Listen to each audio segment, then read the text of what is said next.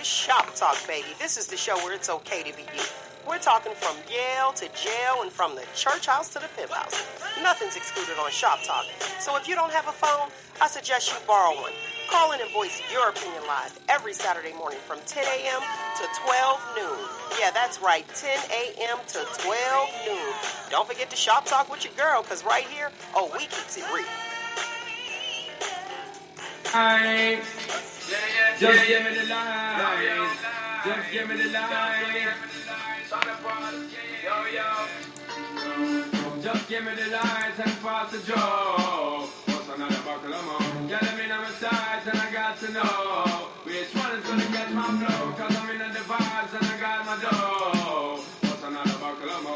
Get them looking hype and I got to know. Could I be your protector? You're up in every sector. Every man around them wants on your inspector. You know let them test and I fill you with a lecture. For the poetry now them fuel inspector. And them are inspector. Disease collector. The for them a call like them one come wreck you. Don't know the ones where you got in your center. But you know you're not let them guide it affect you. Yo girl, just give me the light and pass the joke. What's another buckle of more? Tell them in on the sides and I got to know which one is gonna catch my flow. Come in on the vibes and I got my dough. What's another buckle of more? Got them looking up and I got to know 1, 2, 3, 4, 5 of them. Situation getting really live again. Tell them what me and what the players and the riders them is right of them. And them say them tired that they lie at them. Fires and connivers and when they forget me right of them, they cried at them. Especially the money out of them. Watch it, yeah. And them they do it again. Some of them a move like a Spider-Man. Tell them say them now home wide again. Yo, just give me the lights and pass the joke. What's another buckle of more? Tell them in on my sides and I got to know which one is gonna catch my flow. Cause I'm in on the vibes and I got my dough. What's another buckle of more? Tell them looking up and I got to know. Could I be your protector? Up in every sector. Everyone around wants on your inspector. You know let them trench you. Drill you with no lecture. For the poetry now them do it inspector. And them are inspector. Disease collector. Now for them a fall like them one come wreck you. Don't know the fun where you got in your center. For you know you're not with the guy that come and wreck you. Yo, just give me the lights and pass the joke. What's another buckle of more? Get them in on my sides and I got to know which one is gonna catch my flow. Cause I got the vibes and I got my dough. What's another buckle of more? Get them looking hype and I got to know 1, 2, 3, 4, 5 of them. Situation getting really live again. Tell them what me and what the players and the riders them beside of them. And them say them tired that they lie at them. Fires and connivers them when they forget beside of them, they cried at them. Especially the money out of them. Watch it, girl, go them and try to make a ride of them. Did that again. Some of them a move like a Spider-Man. Tell them say them now home wide again. Yo, just give me the light and pass the joke. What's another buckle of more? Get them in on my sides and I got to know which one is gonna catch my flow. Cause I'm in on the vibes and I got the dough. What's another buckle of more? Get them looking hype and I got to know. Oh, yo, well, just give me the light and pass the joke. What's another buckle of more? Get them in on my sides and I got to know which one is gonna catch my flow. Cause I'm in on the vibes and I got my dough. What's another buckle of more? Get them looking hype and I got to know. Yo, because I need it. Just give me the lights and pass the joke. What's another buckle of more? Get them in on my sides and I got to know which one is gonna catch my flow. Cause I'm in on the vibes and I got my dough. What's another buckle of more? Get them looking hype and I got to know. Yo, because I need it. Just give me the lights and pass the joke. What's another buckle of more? Get them in on my sides and I got to know.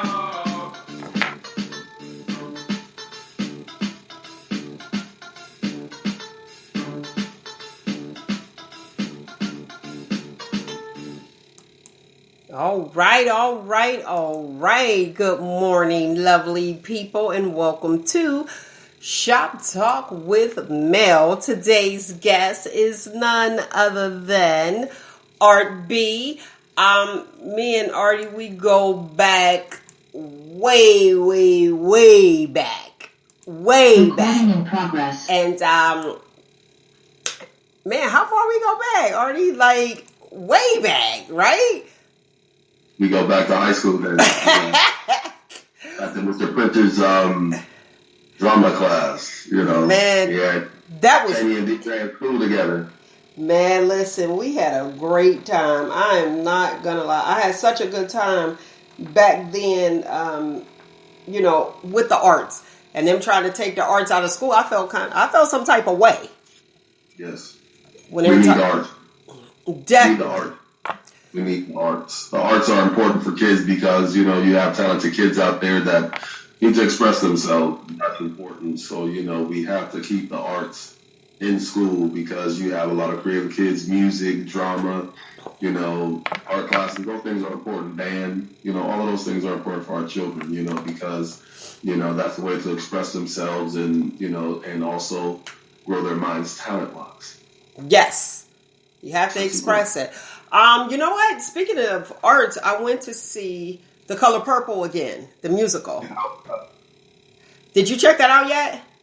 I haven't had a chance to see it yet. My schedule's kind of busy, but I really want to see it. I don't know when I'm going to be able to, but I've heard great things. I've heard a lot of people say some great things about it. I have great people in it. Great man, yes. And you know what? I saw it several places, in several states. Mm-hmm. And, that being done here in Youngstown, Ohio, I was so excited. It was amazing. And we have great talent. That's why I said, don't sleep on the yo. We have great talent. And what really warmed my heart it's the younger ones that's doing it. Yeah. It's bringing it. There's a lot of great young talent here, and it's important that, that talent does get that exposure, and especially, people think Youngstown don't got no talent, but Youngstown has flourished a lot of talent. The whole trifecta, really, it's like Youngstown, Warren area has a lot of talented people. We've had talented people here for years, For years. Sleep on the yo because, we got great singers, we have dancers, we have great musicians, we have great actors, we have a lot of different talent here. So it's like we are that little mecca that has a lot of great talent. That little jackpot. We're the jackpot. But you know what? A lot of people, a lot of talent came, from the Youngstown area, go out, boom, do their thing. And what I notice is that some of the talent that leaves Youngstown have the tendency to not say that they're from Youngstown. Well, I do have a problem with that because I feel like there's nothing wrong with repping your city. You know what I'm saying? It's like wherever I go, I'm gonna rep Youngstown. I don't care, where I'm at, what I'm doing. I don't care how high of a mountain I climb. I'm gonna always rep my city. This is where I'm born and raised at, and there's nothing to be ashamed of. And and always rep your city. You know what I'm saying? It's important that you rep your city because people know Youngstown. It's like. If you hear a lot of the music and different artists, I remember Cameron had out a song and he talked about Youngstown and it blew my mind. I'm like, what do you know about Youngstown? And he spoke about Youngstown. I was like, wow, he must have been to the yo. So there's people that's been here, they know about Youngstown. They know about the yo. They do. They definitely know about the yo. I tell you what's interesting. When President Barack mentioned Youngstown, I said, what? That, you know what I mean?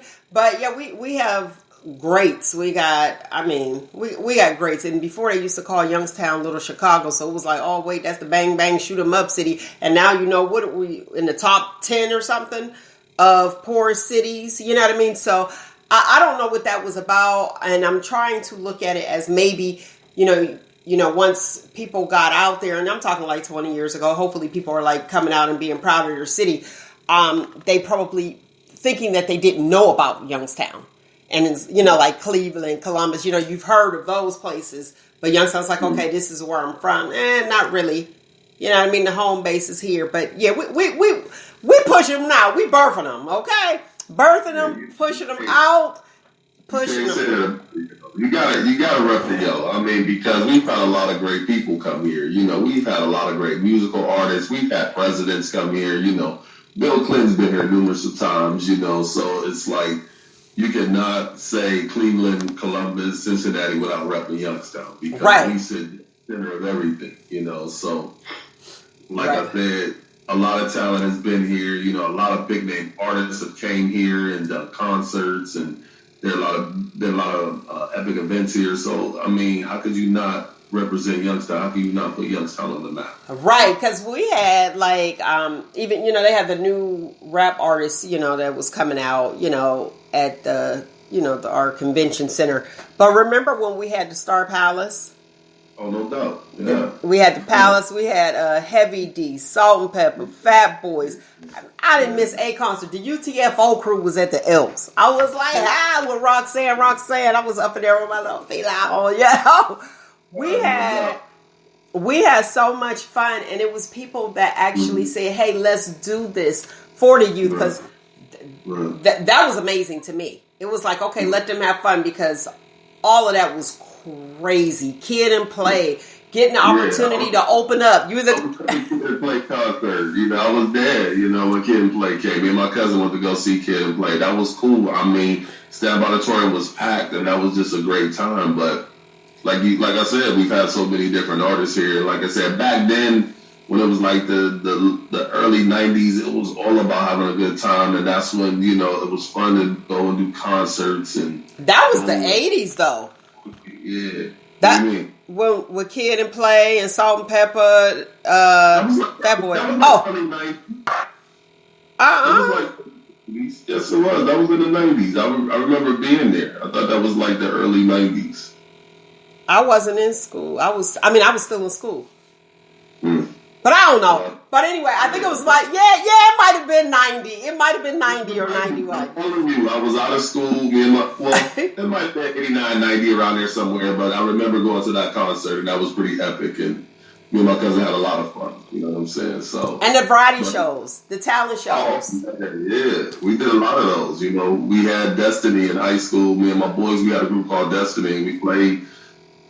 We did our gong shows at ran school, and we won those, and then we did South High variety shows. They were the best, because it showcased talent. So, and a lot of people have went on to go on and do great things from those, Absolutely. Shout out to cousin Black Rose, who's doing his thing musically with JoJo and Casey and the Jodeci band, so it's like you have a lot of different people out here that are still doing things musically and acting. I see my man Josh Tripp all the time. Josh Triplett doing commercials and doing shows. So we can't remember the dancing Levinsky Smith. Oh yeah, Levinsky. I just with think the other day, one talented brother, man. Sing, dance, act. He could do all those great things. We have a lot of great people. And he has a lot of commercials. He was on Broadway he had a great run there. He was with Cats. It was like amazing when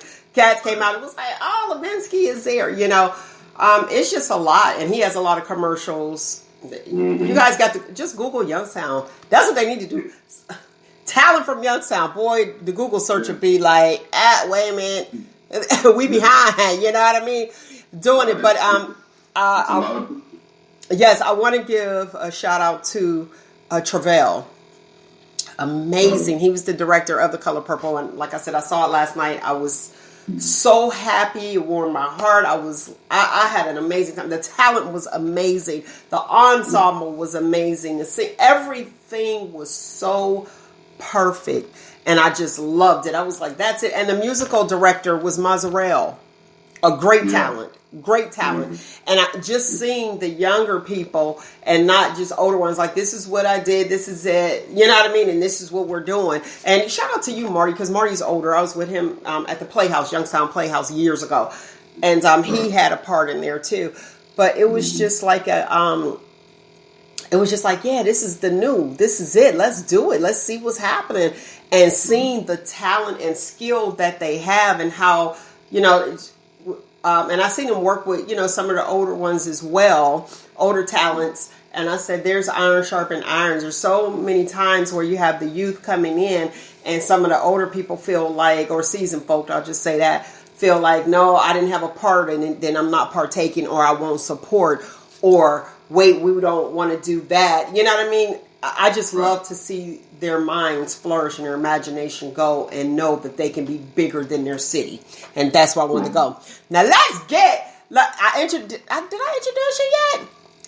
No, did I? I just got right in it. We known each other forever. All right, let me do it the right way. Let's give him a shop talk welcome, okay? We gotta get RB a shop talk welcome. Let's give it up to my guest and co-host today, which he hosts all the party, MC the parties, Art B. If you don't know him, check him out. Get his information. He'll have it all the way live rocking, especially once we're allowed outside again. So let's give it up for Art B. Thank you again. Shout out to everybody. Good morning. Good morning. Thank you again, Mel, for having me. I appreciate it. It's always, a good time. We've been doing this for a long time. I remember the first time we did it down at the radio station. Yeah. Yeah, having a good time. So let's jump right into it. And today's topic, for those who don't know, I'm going to give you this number right now so y'all can feel free to call in and voice your opinion live. Y'all already know how we do it. Or you can text if you don't want people to know who you are. The phone number here is 619-902-2287. 619-902-2287 to Shop Talk Live with your girl Mel and RB. We on the mic. No doubt. Yes. Right, let's talk about this real quick. And it probably isn't going to be too fast. But today's topic is I should have listened to my mind. Yes. Mm-hmm. My mind is telling me no, but his body told him yes. And now he is looking at some time, the R. Kelly. The R. Kelly. Yes, so his sentencing will be in May of next year for the time. They're looking at a minimum of 10 years. He was guilty on all 9 counts. Want to put this out here for you lovely people. And the racketeering, did you see? I know you saw a little bit of it, right? I've seen it like every day. It's like it's popped up on YouTube, so I've had a chance to read a lot of the articles. And I found it interesting because Bill Cosby has something to say about it. I saw that. I'm like, if you don't zip it. Bill Cosby was like, he getting railroaded. And I'm like, okay, that's interesting for him of all people to speak. I found that on social media and I was like, okay, Bill's speaking up. That's interesting. Yeah, he needs to be quiet. He needs his people to talk for him. Or not say nothing. That's a whole nother topic, that's a whole nother discussion, I guess you would say. So, but as far as R. Kelly goes, it's like, man, what do you say? He's been doing that for a long time. So it's like, it's not nothing that nobody didn't know, and it's like, now it's finally catching up with him. So you think he's guilty? Do I think he's guilty? Let me ask you this question, and this is just opinion, and let's put this disclaimer out here. For the sake of conversation, we're going to address some issues that you probably won't agree with, but you know how I do it on Shop Talk, so this is how it's going to roll. And also like our views and our opinions that does not reflect the people or the staff of Shop Talk with Mel. Okay. The Surviving R. Kelly documentary, did you think that he was guilty? Well, go ahead. I want to hear. R. Kelly's been doing his thing for a long time. That's the only way. That would say a yes.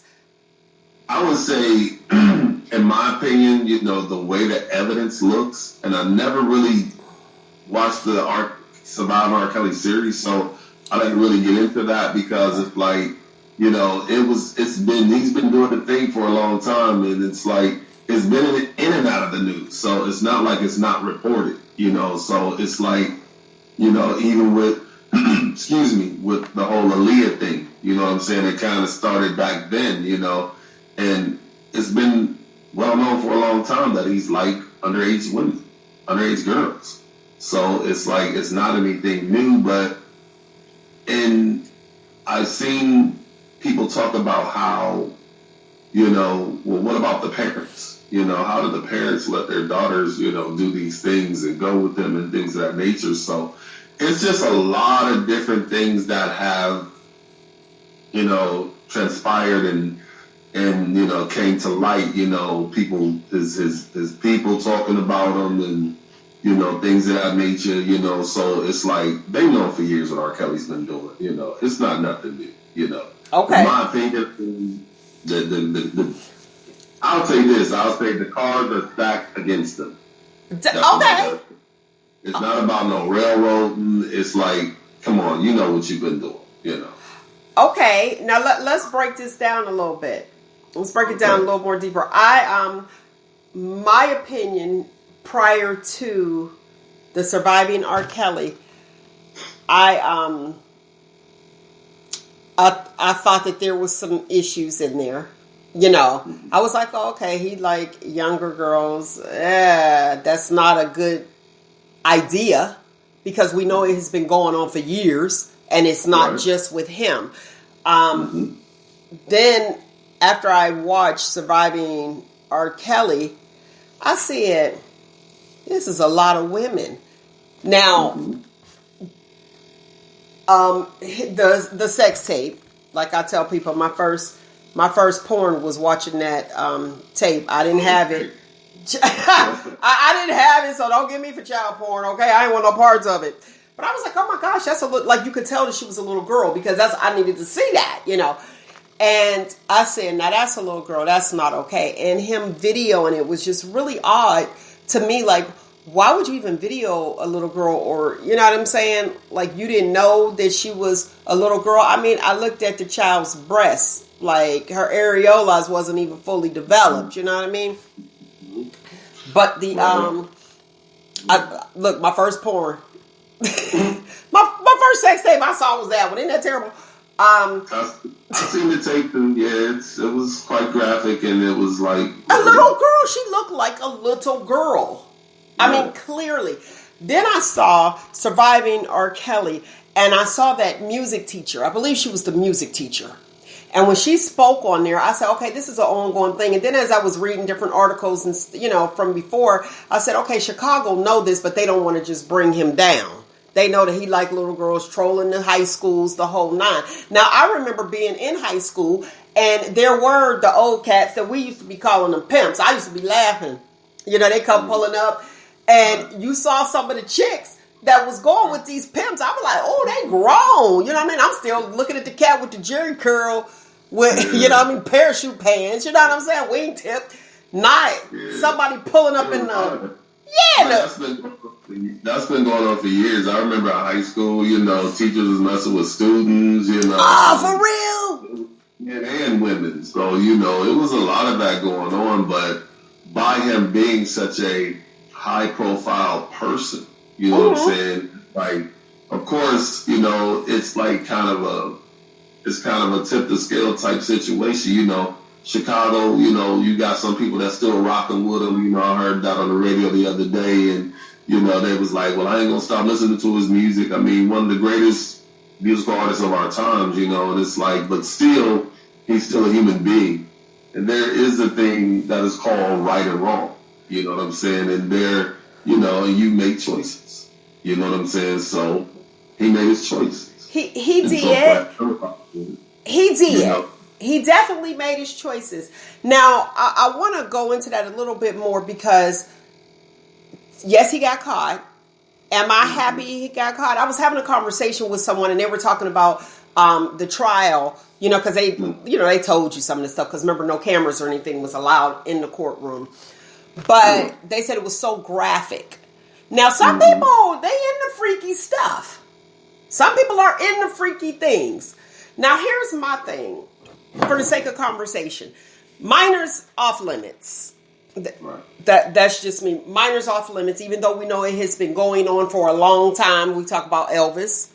And remember, he married her, what was she, 14 years old? So that was like a thing with, you know, him and Leah, you know, and it was like, oh, wait a second. But to her mother, like, they stopped that. You know, put the brakes on that thing. Then you have, and I've read, what about Elijah Muhammad? Yeah, some of y'all gonna be mad. Y'all gonna be mad, but let's... I've heard a lot of things about, you know, different ones, you know, over the years in history. But for some odd reason, it's like they brush past certain people. You know what I mean? High profile. what was his name? Jerry somebody, he was a well-known artist as well that, was dealing with younger girls. What about Rick James? He already said she was 17. Right. That's on the album, isn't it?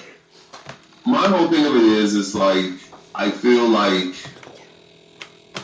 you said, minors are off limits. Let's just talk about it. It's like, if you are under the age of, to me, 18, I'm sorry, under 20 is just too young because you're taking someone's innocence, No, I feel. I believe, don't quote me on it. I need you guys to look and verify, but this was a few years ago. Several years ago. I think it was 15 or 16 in Indiana. Mm-hmm. So that's still too young. I feel like, that's way too young because at that age you're still not fully developed. You're still growing. So to me, I feel like you should be a certain age, and yes, in other states, I feel that that's wrong. Because I feel like you're too young for that type of experience. So it has to be like an attractiveness. I'm thinking. Like, are you attracted to these people? I gotta get me a pedophile to call in because I know they ain't gonna want to be. Because listen, we know they out there. They be neighbors. To call in because I know they ain't gonna want to show their face. But it has to be an attraction. And there's, what they're trying to say. Also, I want to put that out there. They're trying to make it a law that pedophiles. Remember Jared from Subway? They're trying to say it's a mental illness. They're trying to. It really is a mental illness because I believe that R. Kelly went through that at one point in time. I believe he was molested, him and his brother. Right. So, and I believe that people sometimes in their mind, they think that that's okay. You know what I'm saying? That it's okay to do that, and it's really not. You know what I'm saying? So, I believe being a pedophile is a sense of mental illness because a lot of times what happens is, they're molested. And they went through some mental trauma in their life to where they have had to, deal with it. And a lot of times they haven't dealt with it and they think that those things are okay and it's really not. Okay. So with that being said, and you believe it's a mental illness, I believe these people are sick. I do. But which changes, guess what though? It changes the law, the stipulations or the punishment changes when it's mental illness involved. So I believe it is a sense of mental trauma, and that happens in different variations in life. We all have a sense of mental trauma, and people don't realize that the mind does get sick. Working in the medical field for 6 years, working at the hospital, you have to realize that the mind can catch a cold and catch a flu just like the body does. Mm-hmm. If that makes sense, then it's like. People go through mental illness all the time. You know what I'm saying? But we brush that over. And I feel like R. Kelly was, dealing with some mental trauma, because... I believe that. Yeah. Just the way he's, just the things that I've read and the things that I've seen, the documentaries and, and the articles I've read about him, it's like, it was a lot of controlled things and... So, yeah, there had to be some mental issues going on outside of the music. You know what I'm saying? So, like I said, beyond his mental situation, the man is a great talent.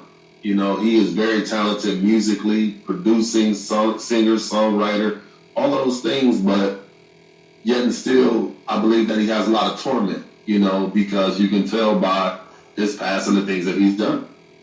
Okay, I'm gonna go to a viewer. Nick. Hey, Nick. Miss you, Jerry Lee Lewis. That's who she was saying. Mm-hmm. So thanks. Look, Nick, we miss you as well. Here's the thing. When do I believe that people are sick? I do. If you look at a child and are attracted to a child, I do. That's me. However, you harm somebody else and you need to pay for that. Don't be getting all talking about they're not mentally stable to stay in trial. No, you have to pay the price. Guess what? You should have got some help. And if you didn't, maybe get some while you're locked down. That's my thoughts. That's why I have an issue with that, because it's like, okay, you knew, but you did what? You still made a decision to harm someone else. You know how it harmed you, and you did it to someone else. I was talking a few weeks back. I did have a guy on who was molested by a pedophile, and his perpetrator, and I'm using air quotes for a listening audience, was a pastor, high profile. And I asked him the question at the end, and this is about 10 years ago, 9 or 10 years ago. And I asked him, have he harmed anyone? And he could not answer that question. So it does happen. And then I didn't even want to know the answer, because I knew the answer, because he could not answer that question.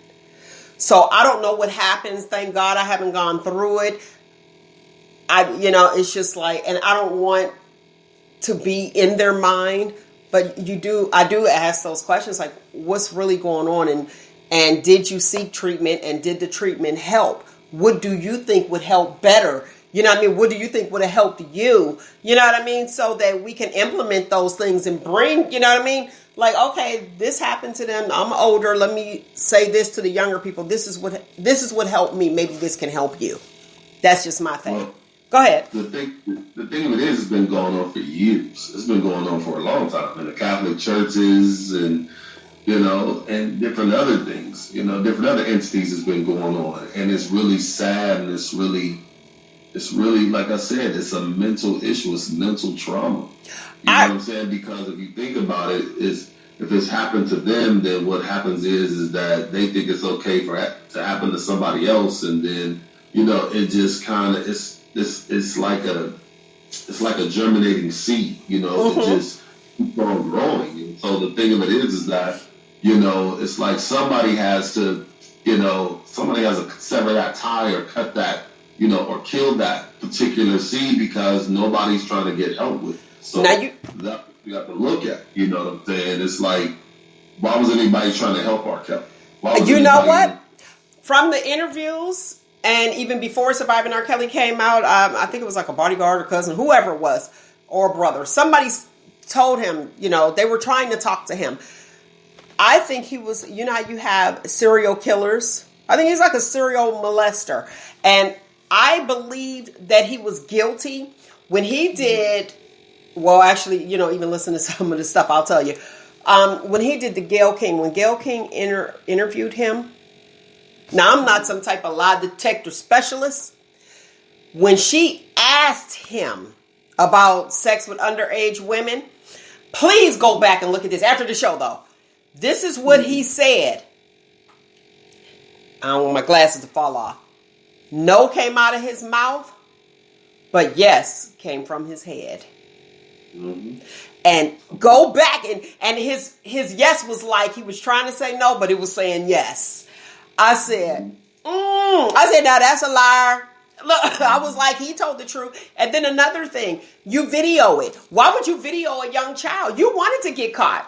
You wanted something leaked. And then another thing, he called himself the Pied Piper. Do we remember the story of the Pied Piper? Remember the story of the Pied Piper, and I was just telling somebody that. I was talking about how he said he was the Pied Piper. And getting back to the Gayle King interview, I mean, come on. The man made himself look totally guilty because of his whole rant and rave throughout the whole interview was just totally like...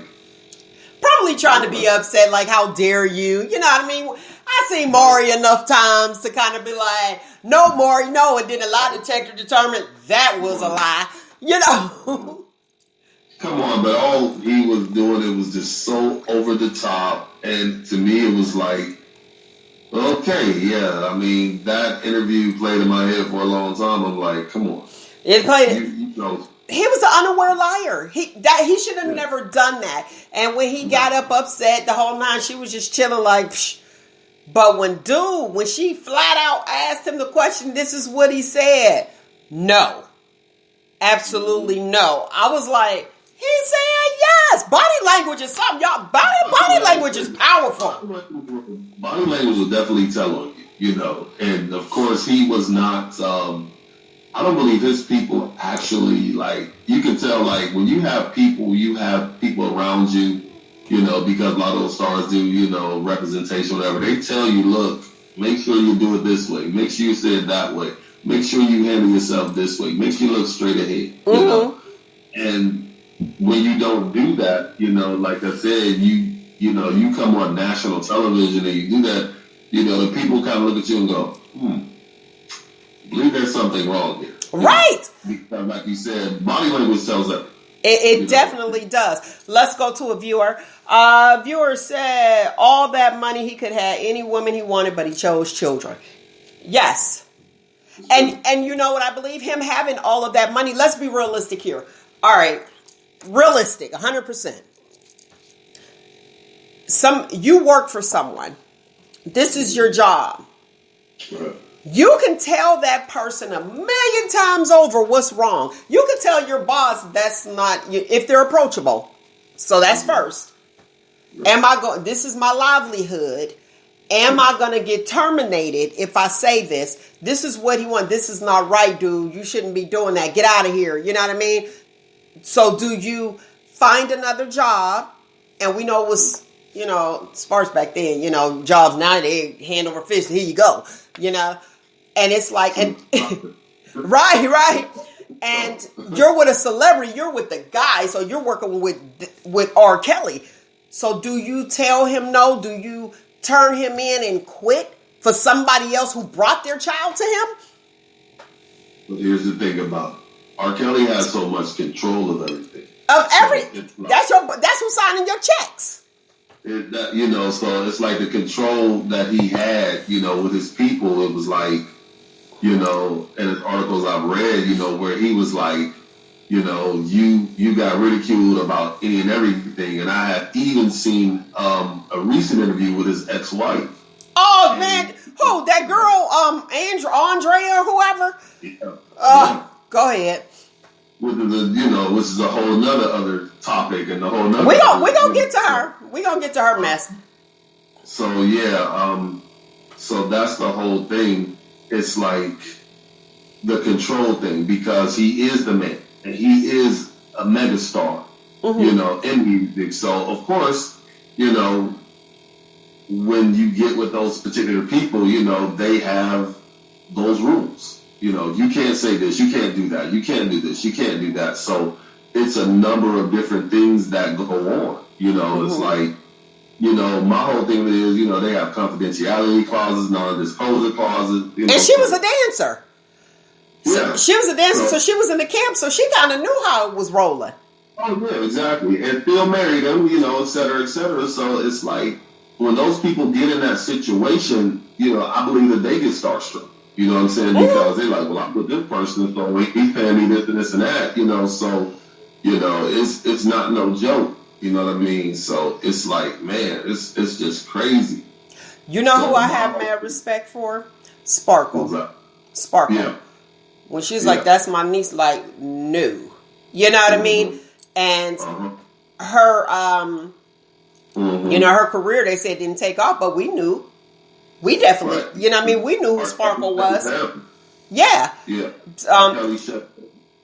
Right. But you know what? That's who I have mad respect for. And I know that it's a victory for her. There was a victory for some of the other women. And then there was one that said she lied about it after she got on the stand. She said she lied about a lot of things. But we know that there was some guilt.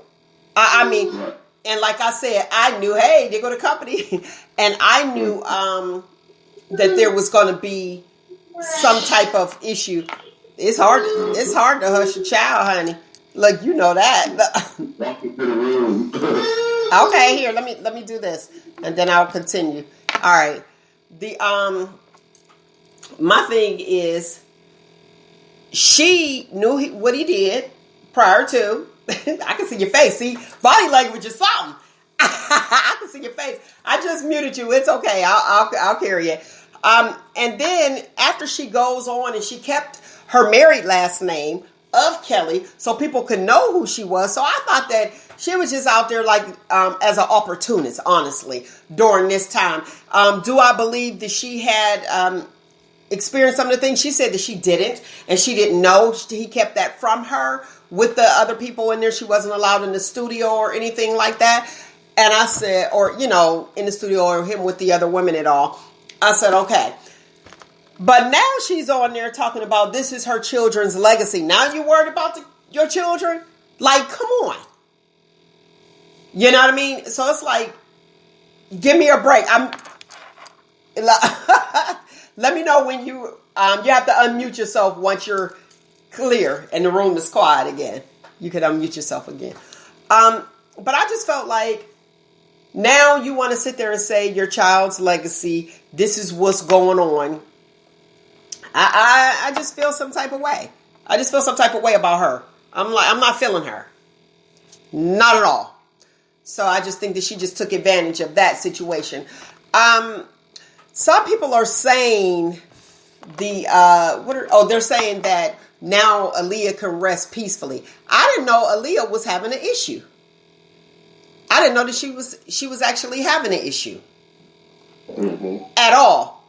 You know, so I was just sitting there like, okay, they're saying Aaliyah can rest peacefully, but I didn't think Aaliyah had the bad end of the stick. And, you know, they have this story. Aaliyah he married her. So she was like the chosen one. Right, I'm back. Okay. And then she survived him. She left. She was doing her thing and still had her whole music career going on, rock the boat, she was still doing her thing, and she moved on into another relationship. I don't think she wanted to revisit any of this stuff, honestly. I didn't think she wanted to revisit. That's why she was, out of it the first go round. When they tried to pull her in that last case that he had. They tried to pull her into that stuff. It's like, were you under? She didn't want no parts of that. Get out of here. So I think that she was pretty much okay. Me personally. Well, she probably had the right people in her ear to get her away from that situation. Her mother, her parents. Yeah, and the last person that she dated was Damon. Right. Yeah. So she moved past that, and she was still doing it. And I think that she was the only one. So you have people who were having mixed, they were mixed on her, mixed messages because they felt like she had her. They felt like she made it. They wanted to make it. They didn't. And she did her thing. And then you also had, what's her name? She did her thing. Oh, the parents that brought their children to the concerts. You had them. Right. Like, come on. So if you heard about Aaliyah, you heard about this young video, because I know that I saw the video. So you knew about this is what was going on. Why would you let your child sit there and not be in the studio with them, and you can't be with them? I'm sorry, I can't partake in this. No, and that's a problem that I would have, because I would never let my minor child be in the studio with a grown man who I do not know and do not know what they're capable of, because the music industry is a monster. Right. So yeah. It's kind of crazy, how they would let him do the things that they did, but, money. And that's what it's all about, money. It's about opportunity and money. Right. And see, that's where I'm at. I feel like if he was guilty, all of those people that enabled him should be guilty, and those parents. And then here's the thing. I can't remember the folks' names anymore, because I knew it when they was first doing their thing. But I just feel like, give me a break. You allowed your child, you took your child under a minor to the R. Kelly concert. We already know 12 play. He didn't give you all the steps. Now y'all done rocked to R. Kelly, probably made your child to some R. Kelly music. And then you bring your child to an R. Kelly concert. This stuff was in our ears for a long time. The possibility. So why, if the possibility of him being a pedophile is in your mind, why would you take the chance and sacrifice your child? It's not about a possibility. He is. He's a pedophile. Well, but I'm saying before, the people that's constantly bringing their child, and then, okay, well, they're there, and you're not gonna go to the studio, like, no. And then all of a sudden you lost control and he took total control of your child. Y'all know how sex work. Come on. It's about money. And then now you want to say he did this and he did that because you have no control over your child. Of course, because of the fact of the matter is that now that everything's transpired, now they want to bring everything to the surface, And so that's what happens. People do that all the time. You know what I'm saying? Look at Michael Jackson. Look how they played Michael Jackson. When you talk about high profile. People. And then after he dies, then you say you lied. Exactly. See, that's where I am with that. Now, let's fast forward a bit. Mm-hmm. Back to R. Kelly. Do you think that since the Me Too movement is going on, that's why it's like, oh no, we're going to hammer him and bring him back? And that's probably why Bill Cosby said they were railroading him? Well, I don't feel like they're railroading him. I mean, come on. The evidence is there. The evidence has been there. Mm-hmm. We're not blind and we're not stupid to the fact that the man has been doing this for a long time. Okay. They just decided to say, okay, now we got enough, so let's go ahead and go get him. Now, they should have had him years ago, right. When it came to Aaliyah. So but Aaliyah wasn't coming up. She didn't want no parts of that. They kept trying to pull her in while she was alive. And to me, go ahead. Because Aaliyah wanted the music. That's what she wanted. She wanted the music more than anything. And so, of course, she survived R. Kelly. Totally. She wanted the music more than anything. So that's what her main focus was. I want this music. And so that's what she did. Her parents broke her away from him, got him away from him, and then she moved fast forward her career into music. So that's what happened. Yeah, she I think it was an uncle that introduced her to R. Kelly, and I'm gonna say I gotta give him his props. He's a musical genius. He has the talent.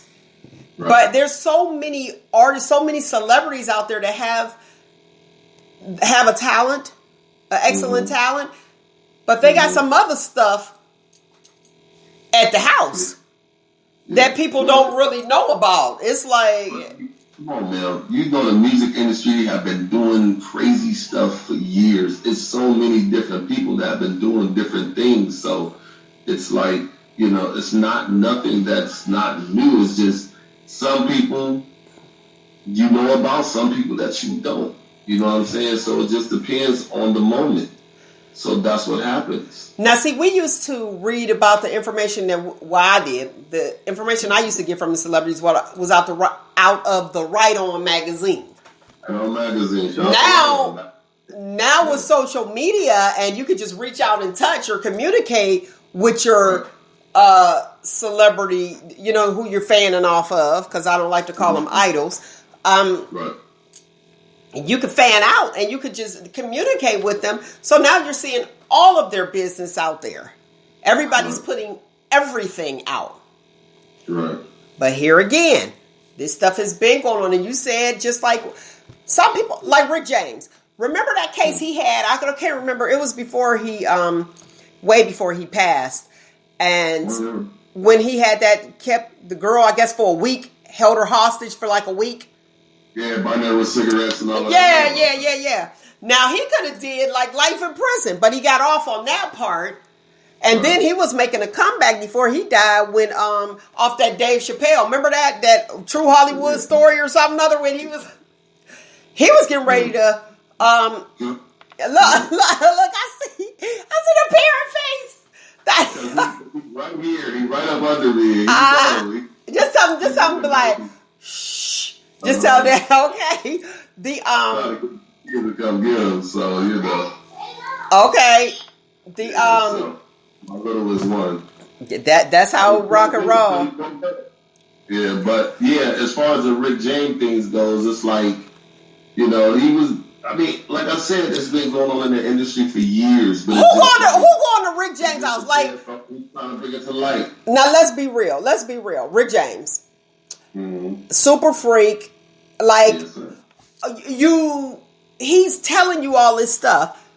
Mm-hmm. Now, who is going to Rick James' house if you don't want to be freaked and drugged? He's telling you. He is telling you this stuff. Like, you know what I'm saying? It's like, okay, like, what? Come on. Yeah. What is it? The rhythm. What is it? Gloria Estefan. The rhythm is going to get you. People listen to the rhythm. They listen to the words. Y'all need to listen to the words because these people are telling you. That's what they've been doing for a long time, and it's not like it's not known. Like I said, I mean, I watched a documentary with the people that ran with George Clinton. They said George Clinton was getting people high. He wouldn't even pay the band members the money. He would go get drugs and had everybody getting high. Now you listen to the Parliament. Mm-hmm. You know you gonna get high. That concert, I hosted that concert. Mm-hmm. I would have been crazy if I would have thought that I wasn't gonna smell no weed. That's what they know. You know what I'm saying? So if you know what I mean, you kind of know what you're going into. Mm-hmm. You know what I'm saying? I'm not gonna go to the hotel because I don't smoke, so I'm not gonna. Why be there? But and I'm not trying to get off subject with R. Kelly, but if you look at the situation with these artists, they basically tell you this is what I'm into. R. Kelly, they know R. Kelly was all about the sex, all about being freaky. So, George Clinton was all about smoking and getting high. Rick James was a super freak.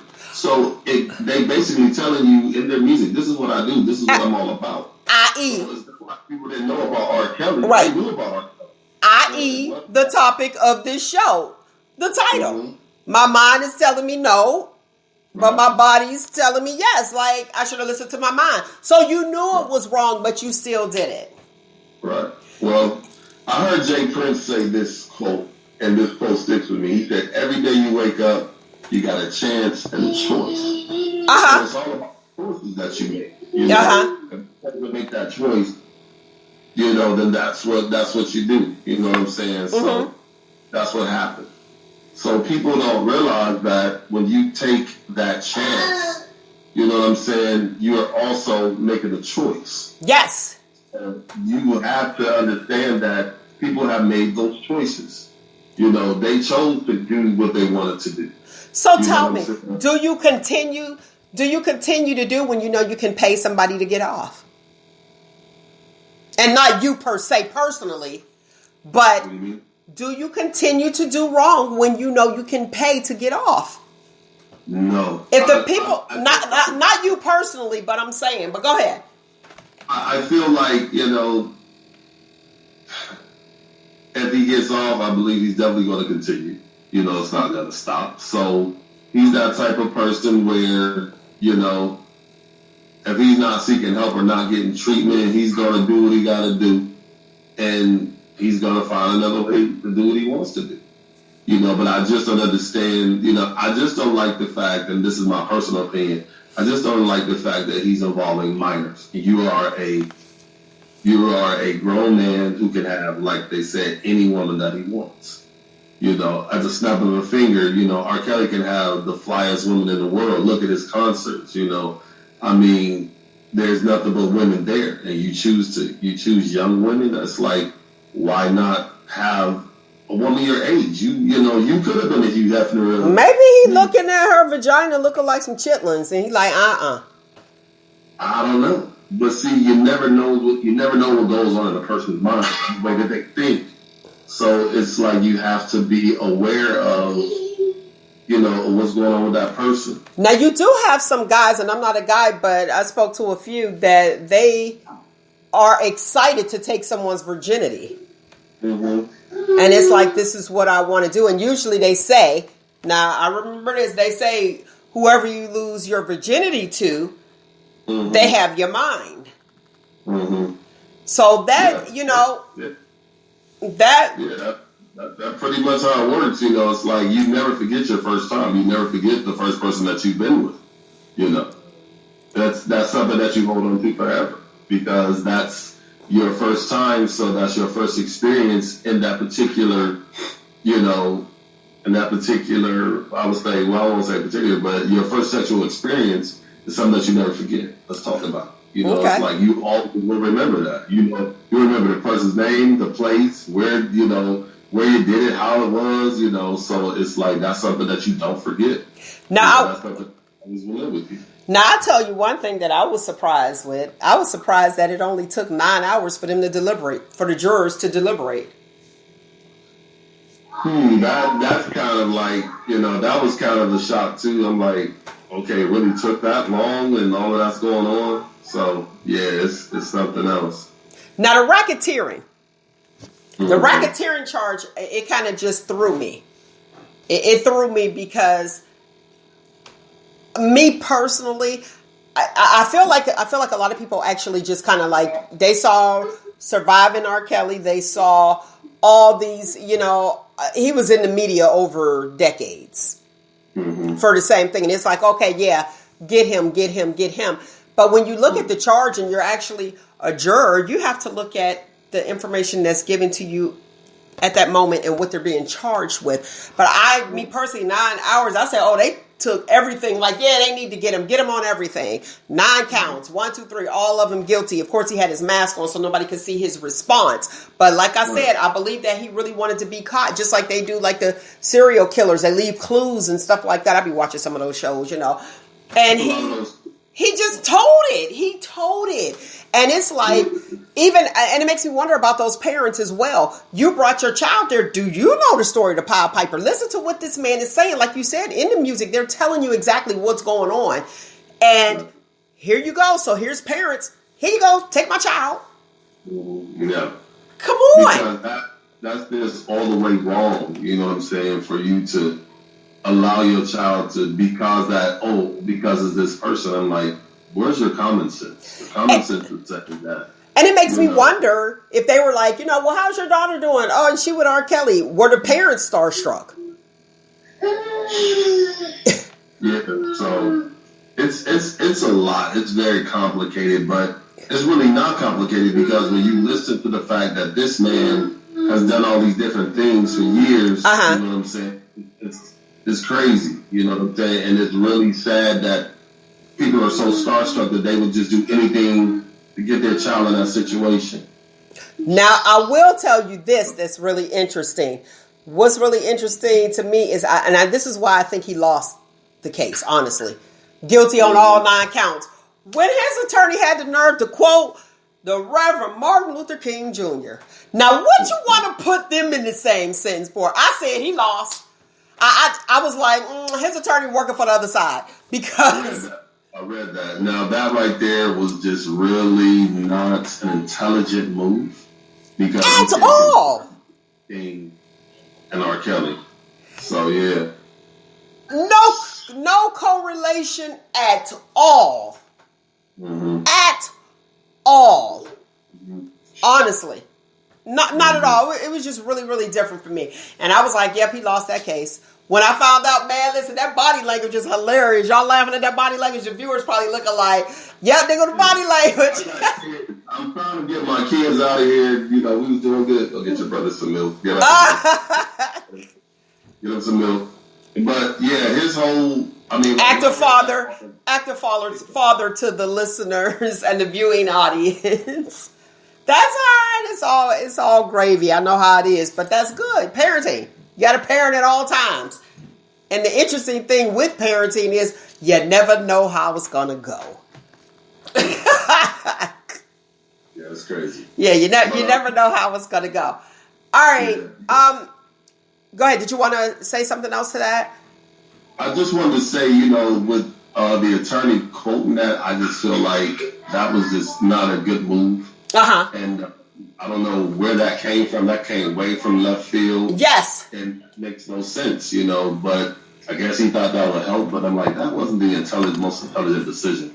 And for me, it was like, every time I read something, because it would literally pop up on my YouTube every day. If I went on YouTube, R. Kelly this, R. Kelly that, I'll read the articles and I would see different things going on. And it would just be like, are y'all serious? So every time I read something, and to me, it's just so, it's like to me, they draw so many things out. Okay. So it's just so many different things going on that, you know, with this situation, it's like, are y'all serious? Are y'all really thinking here? Like, you know, I mean, the way the process of the judicial system is just like, it's crazy. You know what I'm saying? How they do different things. So the way I look at it is, it's like, man, it's like excuse me, I can't even say the word. The judicial system is just like, that process is just so crazy and so tedious and so over the top sometimes. It's like, y'all know this man is guilty. You know what I'm saying? Like, they can have a serial killer tell you I did it, but they want to draw it out, you know, of course, money. You know what I'm saying? You know, that's what they want to do. That's what they want to do. They want to, and that's what the women were trying to say as far as like the whole, that's why they did the producer and the director of the Surviving R. Kelly want to hit him in his pocket, because they're saying that black girls don't get the same just due as a white girl in a case as such. Now, I don't know that, and I'm not going to say, you know, or speak to that at all. But what I will say is that, again, these parents knew. When I watched that documentary, they sent their children there. And granted, you know, I'm not going to say all of them sent their child there to be controlled by him and like the acts that he wanted to do. And then they talked about him giving so many women herpes. Okay. I mean, and I don't want to sound callous about it, but okay, it's out there. You know what I mean? It's out there. Did he deliberately do it? I don't know. He probably told them. They probably looked and was like, why they look like cauliflower? Like, get out of here. You know what I mean? I don't know. And I don't know the control because I'm not them. But for those he did harm, I'm glad you got justice. I really am. For those who just jumped on the bandwagon like the young lady who lied, come on now. And the whole, let me say this real quick. And I think that it was like during this time of the Me Too movement, just like they got Bill Cosby. It's like, okay, here go the whole Me Too movement. They're bringing up Bill Clinton again. And then you got Monica Lewinsky doing, doing interviews and stuff. I'm like, girl, bye. Just go ahead down in history. Be the grandmother that bobbed for apples. You know what I mean? I bobbed the presidents. You know what I mean? Like, come on. And it's the whole Me Too movement. And for those who really are affected by Me Too, right. Yes, I think it's a great, great movement. I want to say who actually started that American activist when the hashtag Me Too is Tarana Burke. Tarana Burke, she's a 48-year-old female. And it started in 2006. And you see how that happened now. Remember when they tried to switch it and take it? Oh, well, hold up. I started this. And I'm glad she did her thing. That's why I said her age. She was like, oh, no. I started this. The Cuomo brothers. Now the one, not Chris, the governor, New York. Yeah, Governor Cuomo. Yeah, him. So you have women that are coming out, and yes, if he, offended you in any way, I don't understand why you can't speak it. If you speak it and you say, please don't, then move on. But how many relationships have changed? And the reason I say change is because a lot of relationships, a lot of divorces happen because of an affair at work. So you had some people feeling like, well, you shouldn't be trying to date anybody that you work with. At least I know they got a job. And then, you know what I mean? That's me. I'm looking like, oh, okay, well, I know where I know he worked. Okay, the governor. Thank you, governor. But if you have touched me or did something and I told you to stop and you continue, that's an issue. But a first offense, come on. Just like with Chris, the issue with Chris, with the one lady that came out, he apologized to her back in 2005, I think it was. I think it was 2005. He apologized in front of her husband. And now you're bringing that back up now. So that's why I just feel like they're just jumping on this bandwagon and diminishing it, pretty much watering it down, diluting the Me Too movement. You know what I mean? When it was for this, and then you have people just jumping on the bandwagon trying to get something. Well, see, my thing of it is the Me Too movement. I feel like it should be to protect and not to harm people, not to try to throw people under the bus. But, to protect women and also, help people understand that it's important that no means no, because if somebody says no, respect that about it. Regardless if they're a man or a female, especially with women. Women should be protected, you know, because, you know, when you look at other religions, you know, women are not protected. You know, they are just treated as, baby factories, because they in some countries they circumcise women. Right. In Africa, they do those different particular rituals that they've done for a long time. Traditions or rituals, however you want to call it. And to me, I feel like the women of this country and other countries should be protected. But also I feel like women should not be, degraded or disrespected in any type of way, especially when they are not looking for somebody to make an advance towards them. You know what I'm saying? And you take advantage of that and, and put their job in jeopardy or make them feel uncomfortable. I don't think that that's cool at all. You know what I'm saying? I don't feel like you should put people in a position where they should, they don't want to come to work or they feel stressed out because of this person's making advances, this person's making me feel uncomfortable. Unwanted advances. And that's not cool at all. Okay. The one for Governor Cuomo, I think he asked one out to dinner or something like that. So when you say wanted advances versus unwanted advances, how do you know it's unwanted if you don't ask? Right. Well, it's the thing called communication. So you have to communicate to understand what's what. Now, see, I'm glad you said that. Because it's almost like, and when I see these, I see these different cases coming up and against these men, and it's like, that was one conversation. Did you say you were offended? You know what I mean? And it's almost like some of these attorneys are just going out, oh, he did that? Okay. Oh, he brushed against you? Okay. You know what I mean? And it's like, wait a second. So I'm going to ask you this. For the females who pretend, and I'm going way over, who lie, I won't say pretend, they're upset with a guy and they say that he raped her or he hit her. You know what I mean? Or physically assaulted her, and then you find out it's a lie. What do you think their punishment should be? I think their punishment should fit the crime. You know what I'm saying? If a man has went to jail for rape, if he did like 9-10 years of his life because of your lie and has cost him his livelihood, I feel that person should get exactly what that person went, the person that has went to prison, they deserve that same term. Because I feel like if you lie, you ruin somebody's life on a lie, you deserve the same punishment. I feel that is fair because you ruin somebody's life over a lie. You know what I'm saying? And that you cost that person their life. You don't know what that person might have had in their future. You don't know where that person was headed. And you turn around and lie on that person and cost that person all that time, I feel you deserve to go to prison just as long as that person went to prison. Because you've had a lot of cases that have come out about DNA evidence that hasn't, that's proven that this person didn't do it, but yet still they sat in prison for 4 years. You know what I'm saying? So it's like when you look at these cases and you see these different things that come out, I feel that these women that lie on men to get them caught up, they scandalous for that, number one, because if he don't want you no more or he's done with you. And getting back to the Me Too movement, a lot of times these men in power feel that they can do whatever they want to do. You know what I'm saying? I don't feel that that's cool because I feel like if you're in a powerful position, you need to be aware of your power. Like Spider-Man's auntie said, with great power comes great responsibility. And that's the truth.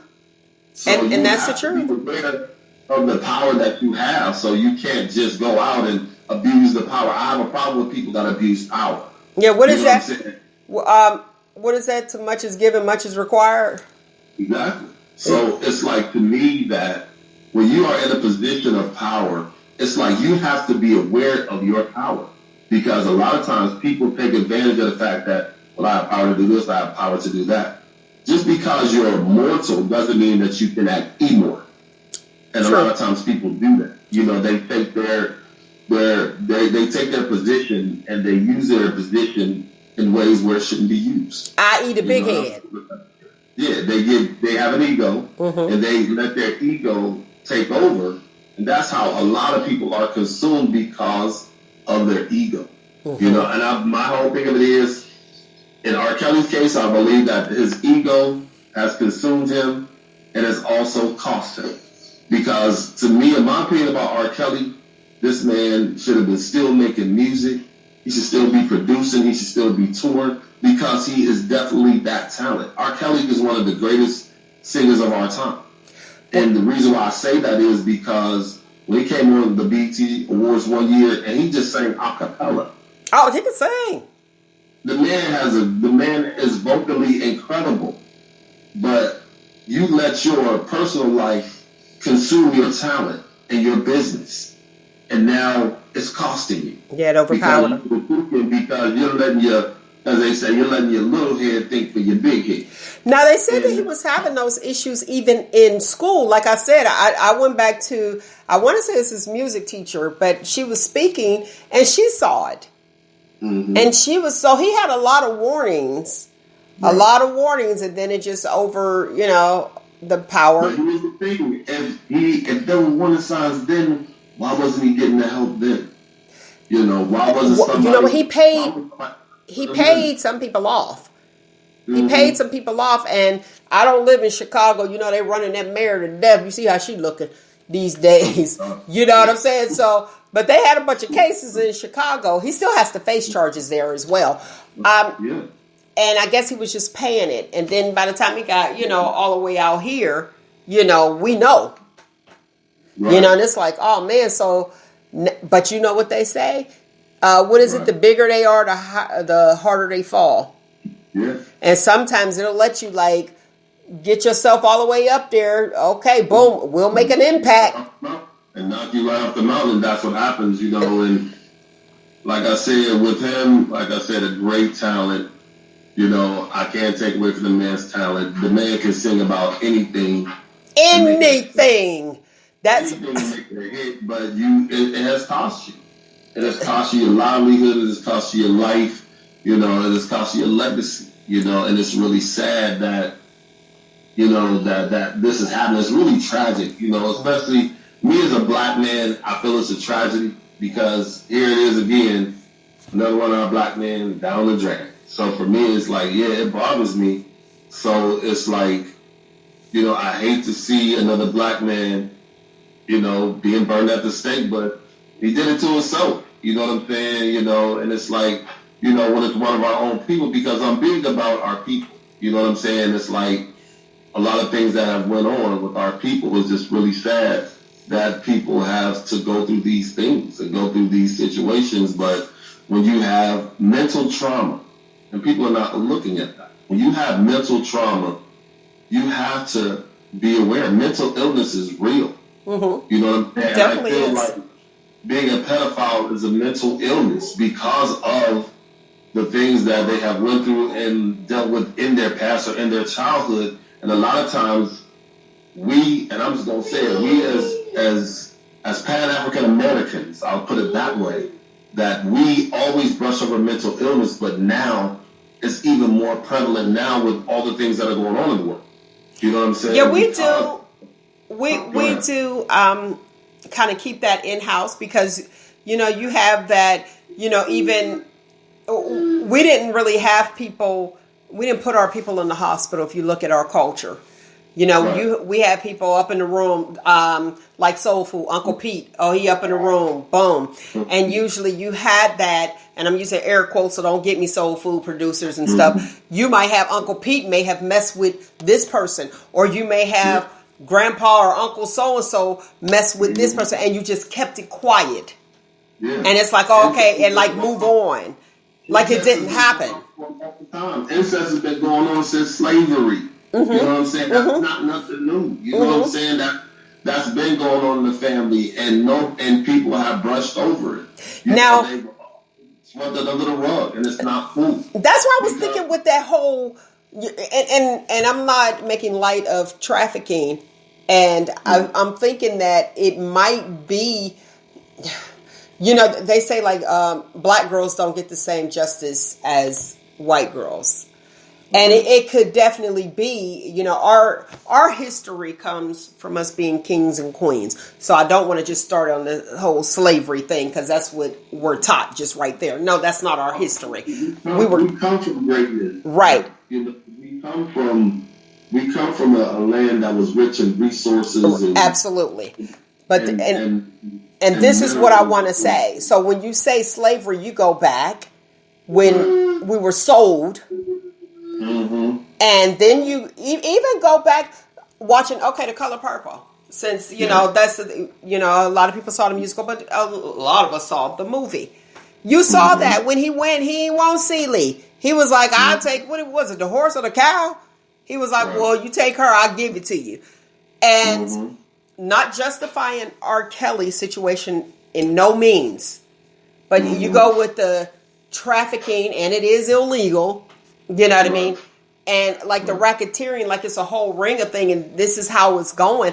I just don't see the racketeering part of it, but I just think it's really interesting because I see those parents. That's what I looked at when I saw those parents I say they just sold their children.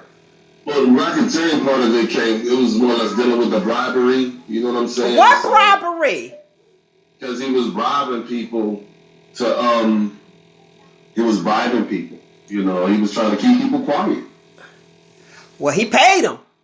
Yeah. And then they can't say nothing else about it. And now, can you separate the art from the artist?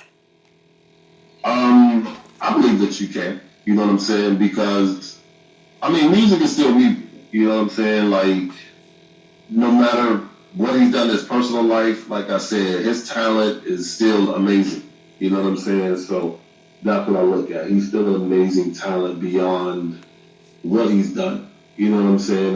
His music is still being played to this day. You know what I'm saying? There's people that's not going to stop listening to his music because of what he's done. You've heard people say that. I'm not going to stop listening to R. Kelly's music because what he did, people still love his music, So it's like they're going to still continue to listen to his music. They're not going to be able to stop or ban his music. You know what I'm saying? People love him no matter what the situation. Like I was saying, they went on and they were saying that they were trying to stop his music. That's what that was the purpose for the whole Surviving R. Kelly, is to stop his music, to hit him in his pockets. Well, he don't have anything. And then the wife that was sitting there talking about her children now, talking about this is my children's legacy and want somebody to feel sorry for her. I don't feel sorry for her. I'm like, you were on there too. You were on there too.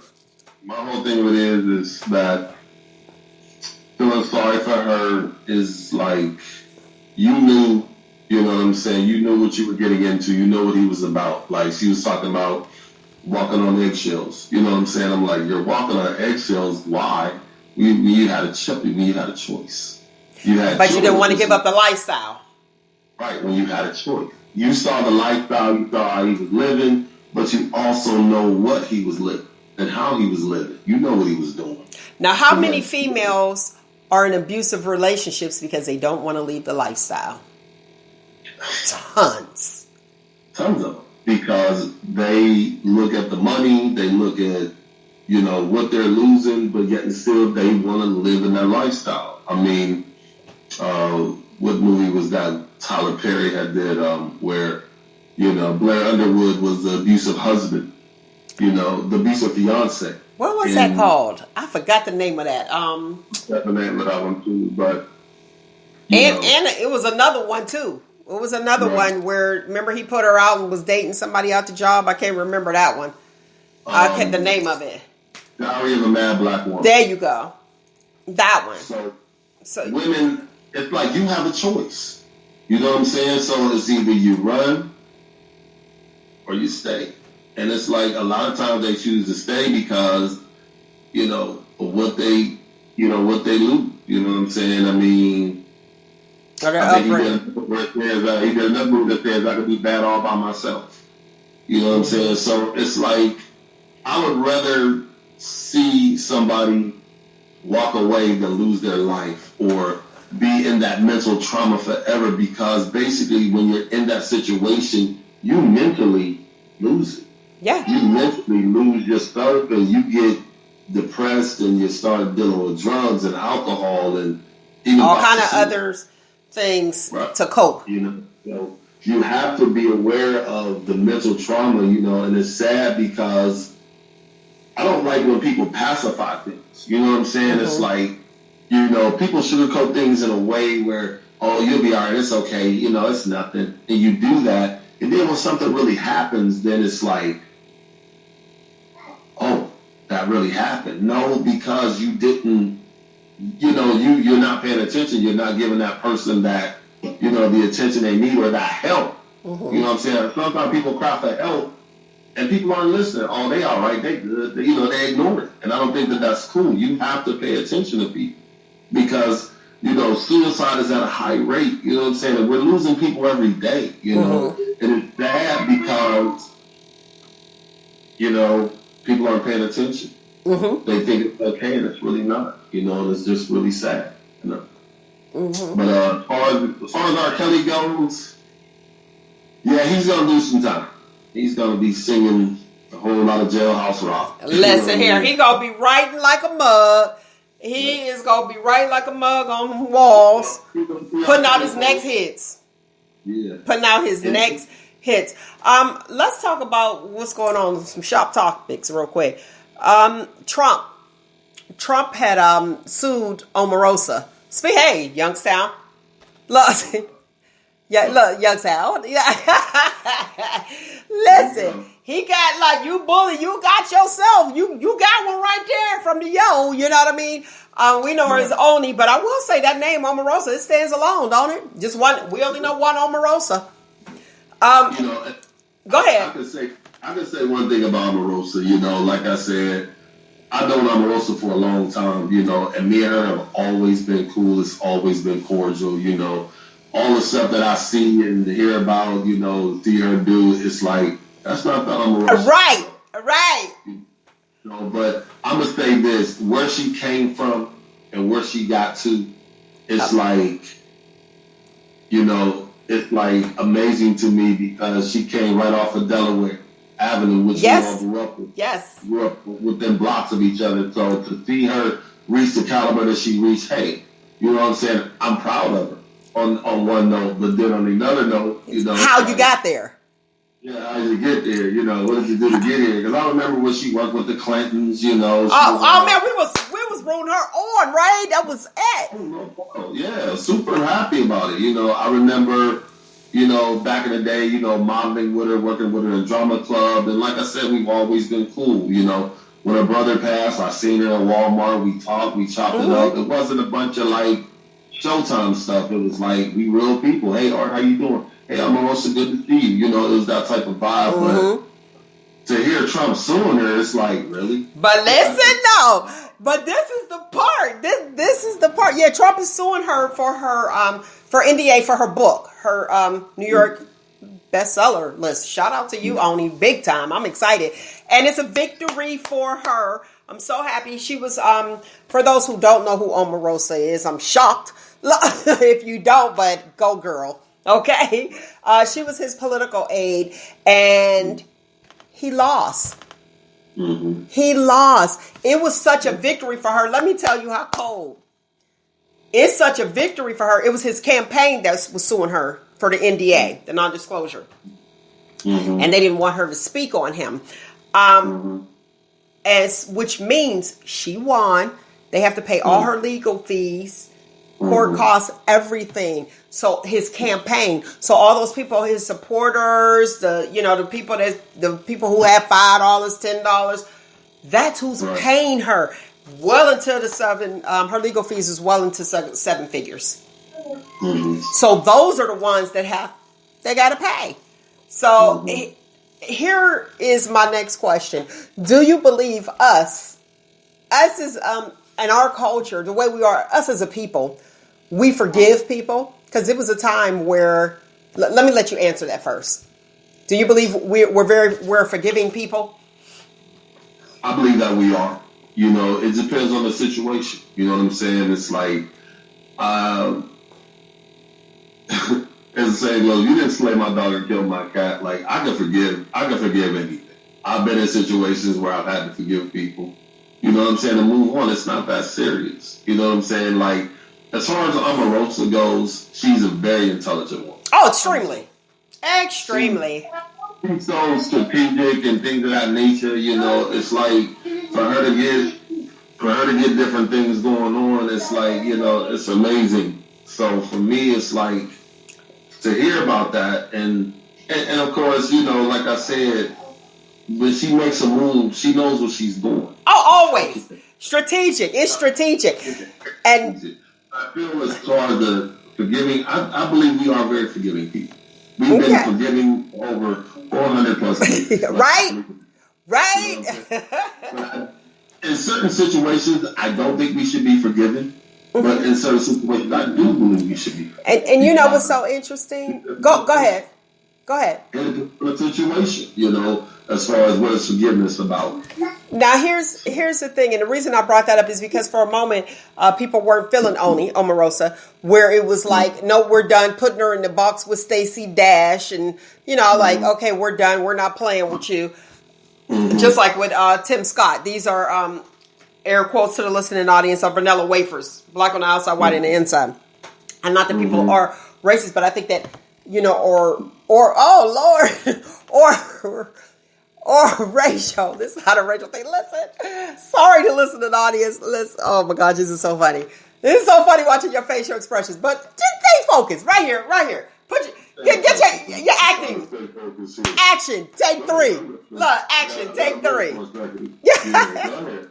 I gotta move for a second. Okay, I'm gonna hit this. Okay, you're listening. All right, here we go. Let's do this. The with Omarosa, there was a lot of black people that felt some type of way, like she's a sellout, she's this, she's that. I think people need to be exactly who they are, and allow them to be who they are. Let me tell you, just like you said, she's extremely. I said she's strategic. You said she's extremely intelligent. And yes, she's going to do things to work in her favor. It was a victory, and I can't remember which article I read, but it did say it had quotes, and I'm paraphrasing, and it said, the bully met his match, which was with her. I said, sure did. So this is a huge victory. Shout out to you. And it was not just a victory for her; it's a victory for everyone that signed the NDA in 2016 during that campaign. So all of them can talk. Oh, wait a minute. Let me put you on it because let me put you on mute so I can finish talking.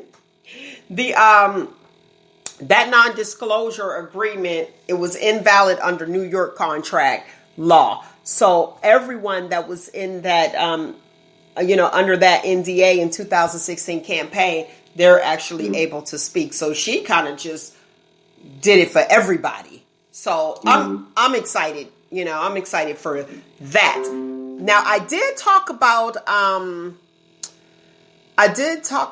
how the vanilla wafers. So how, you know, we tend to call like your Stacey Dash. Oni was on that, but now she back. Look, now people are accepting her back, you know.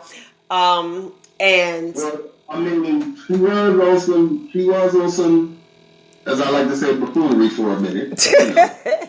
You know, and she was like, "You all are going to bow down to Trump," and I'm like, "Okay, really?" Yeah, right.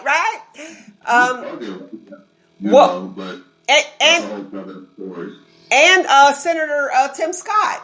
Now, here's the thing: who is Senator Tim Scott? The lovely people want to know. Well, I'm gonna tell you, you might know him as the guy who was spearheading the George Floyd Justice Act.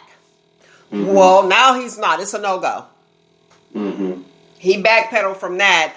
Matter of fact, he was speaking on another show. I want to say it was Face the Nation. I think it was like Face the Nation back in June, where he was speaking a whole nother language about it. And this particular George Floyd Justice Act was about defunding the police.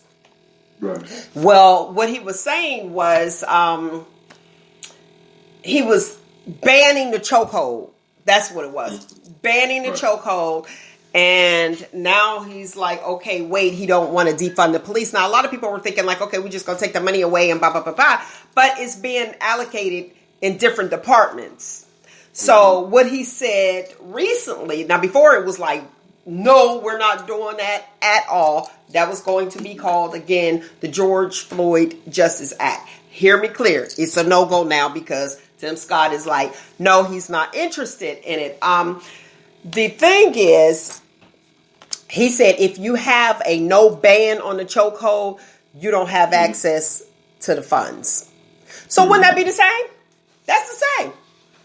Yeah, I would say that would be the same. I'm like, give me a break, people. Like, So defunding the police, no funds if you don't have a no ban on the chokehold.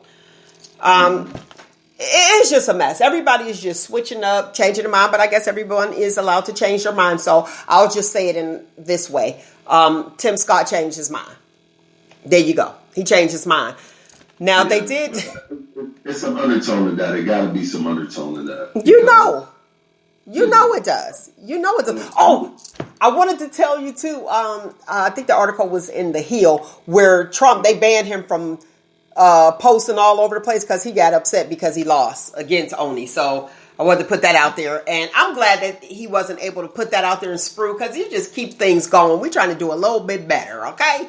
We're just trying to do a little. It's like this with Trump. Trump to me is like, I'm just going to say it. And according to Joe Biden, you're the worst president in history. Oh, Joe. Joe Biden said it best. He's the worst president in history. I don't know what people were thinking when they voted for this man. And, he's done this, he's done that. I'm like, the one thing I heard him say, and he was at a rally. It looked like he was at a rally in the airport. I don't know exactly where he was at. Mm-hmm. And he was the airport hangar. And he said these words, and I just watched it for literally 10 seconds. And he said this quote, and he said, we're going to bring Christmas back. Okay. I know. When he said that, it just bothered me. I was like, okay, I'm turning this off. Because I've never seen anybody do, the things that he's done in a political office. And how is it that you don't know that Puerto Rico was a part of the United States? Come on. You know what that says? I know. That says that anybody can be president. Right. And to me, that was a prestigious position. Mm-hmm. And, you held it to high esteem. And I got to be honest, once he got in there, I'm looking like, oh, this is like a meeting, at the help center or something. You know what I mean? Like at the rec center. We just like, okay, we're going to get this group together and this is what we're going to do and you be the president. Like he wouldn't even be the president in there. I let him be the business manager though. I mean, that whole situation, like I said, that's a whole other topic. I mean, for him to cry about the fact that he lost, and he lost in a big way. You know what I'm saying? It's like, to me, to this day, it's like, why are you crying and you lost? It's like people, especially black people, especially our people, we went out and voted early because it was like, you gotta get him out of here. Because he don't know what he's doing. Like, with everything that went on, even with what we're currently dealing with our pandemic and the whole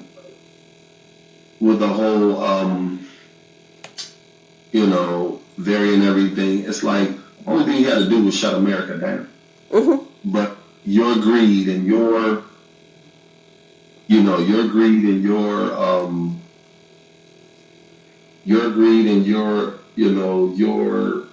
self-absorbency, your ego, your arrogance is what cost America.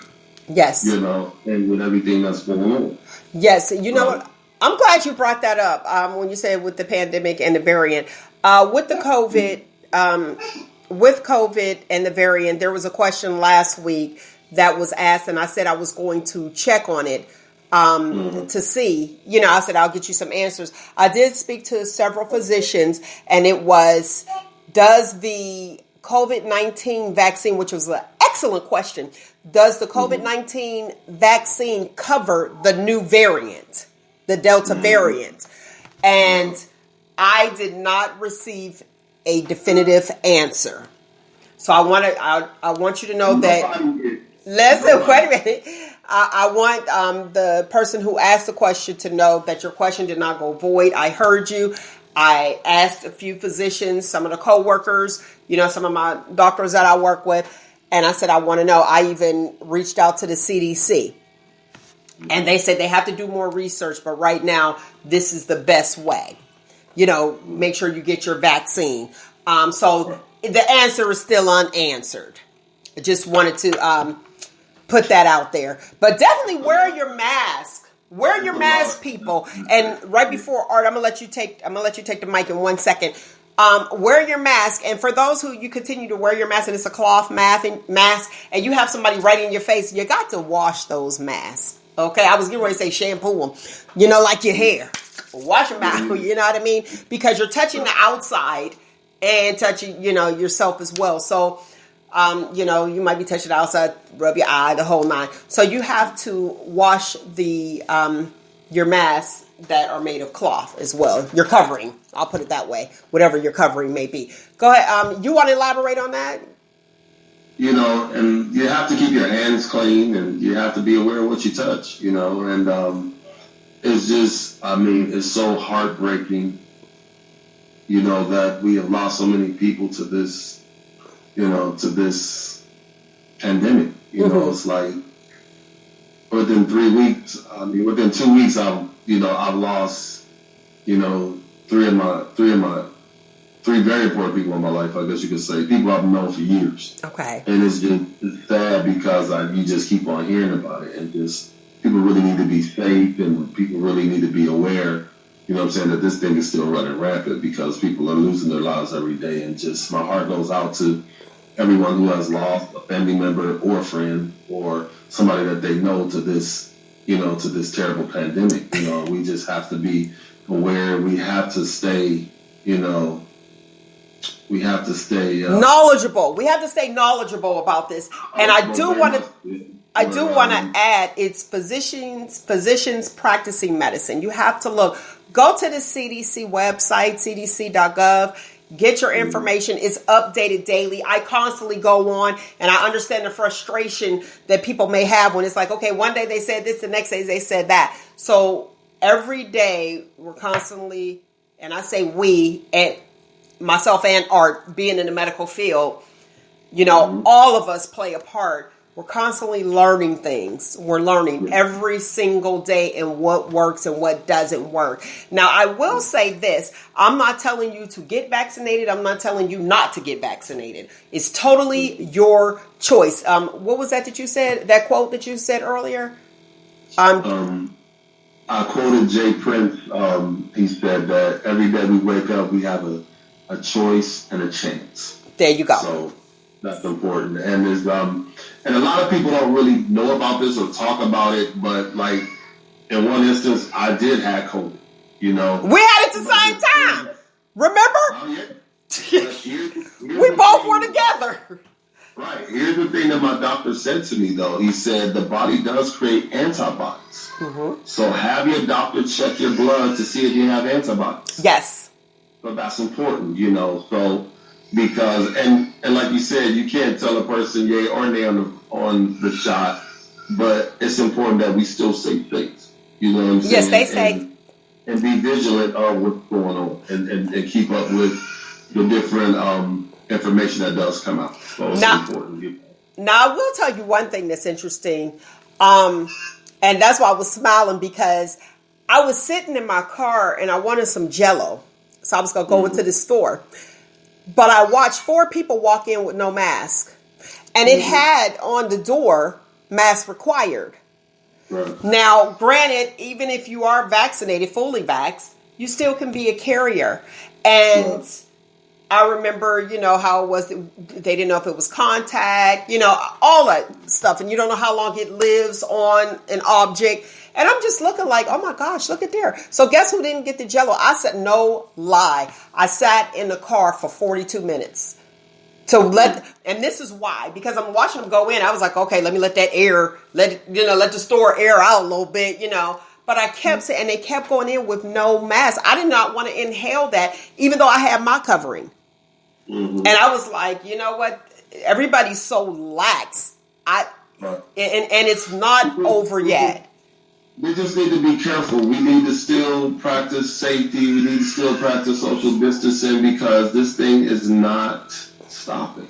We have to be aware of it. You know, I'm like sometimes, and I'm going to be honest for me myself, I have not worn my mask in the store. I forgot my mask and I had to go back and get my mask on because regardless of the fact, we still need to be aware. Some people do. You went out on me. Okay, the mute. There you go. Go ahead. I feel like some people still need to be wearing their mask or still need to be vigilant about it. You know what I'm saying? Because it's not leaving, it's getting worse. You know what I'm saying? Absolutely. Absolutely. Wear your covering. And there are those who cannot get vaccinated.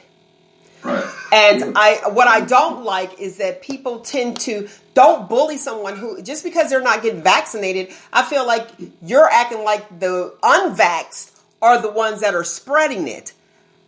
You're the carrier, right? And here's what's interesting. I'm like, can you go back 6 months? Just go back 6 months, and it's like, okay, wear your covering because you don't. And people were getting vaccinated because they didn't want to give it to a loved one that may be immunocompromised. You know what I mean? But you still, and it said you still can be a carrier. And now they're switching it and flipping it to where, and these are the people that are saying, okay, well, it's you that's spreading it. You know what I mean? And you know how they be like, oh, it's usually the unvaxxed, the ones that are spreading it. And it's like, come on, you gotta know. Listen to the science. If you want to listen to the science, listen to all the science.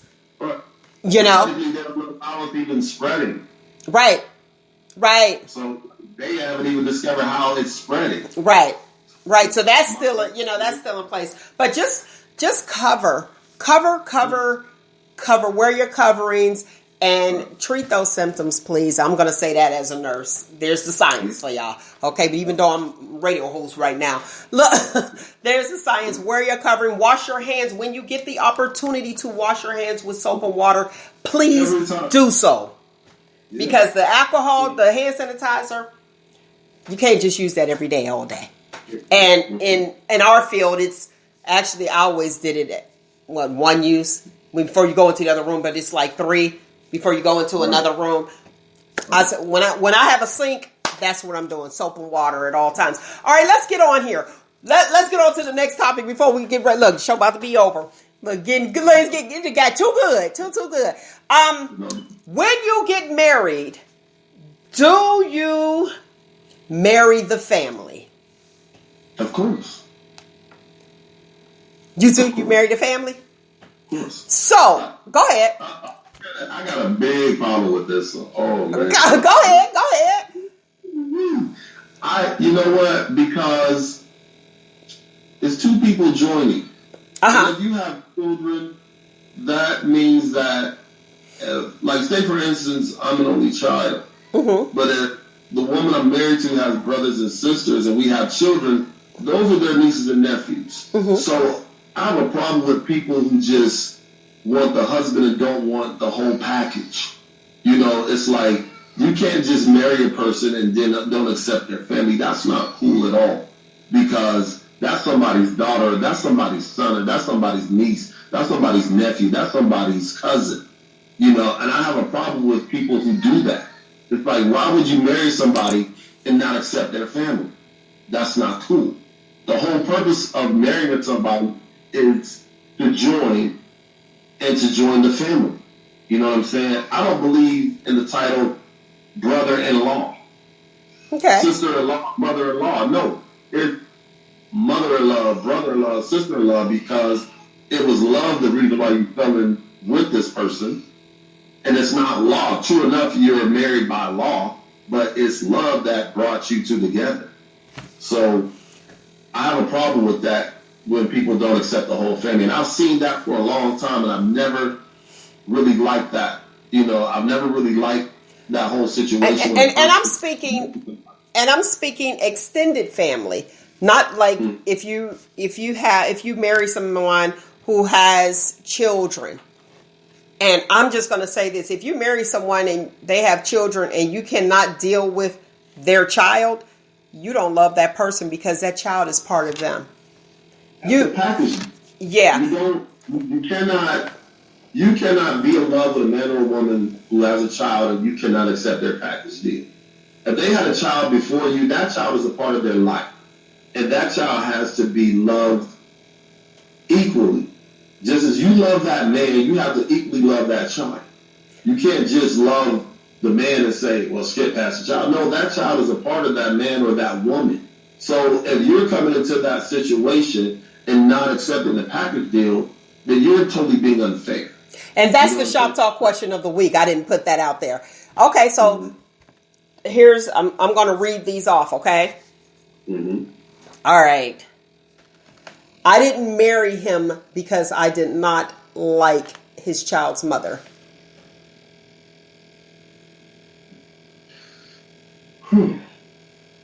Well, and let me give you a little more background, okay? Yeah, okay. Yeah. I did not marry him because I did not like his child's mother. He's 5 years old, and I knew I was going to have to deal with her because he never put his foot down. Mm-hmm. But she truly loved him. Mm-hmm. Well, here's a situation with that. It's a child situation. Go ahead. Look, he gotta get things together. So that is the Shop Talk question of the week. Do you marry the family? And yes, I will actually say that when you're in a relationship and your partner already has children and they have children with someone else, unfortunately, in some fortunate cases, see, I love my wife-in-law, they're family. They're family. And see, usually to me, and this is just my opinion, usually when you have someone who has an issue or that the child's mother or the child's father is always there is a 99.9% chance that they still want the individual. Now, if they don't want the individual, that's totally different. Go ahead. You want to go ahead and weigh in on? Go ahead. Answer the question. The way I feel about that is that it's like it has to be a mutual respect. You know what I'm saying? Like, first of all, if the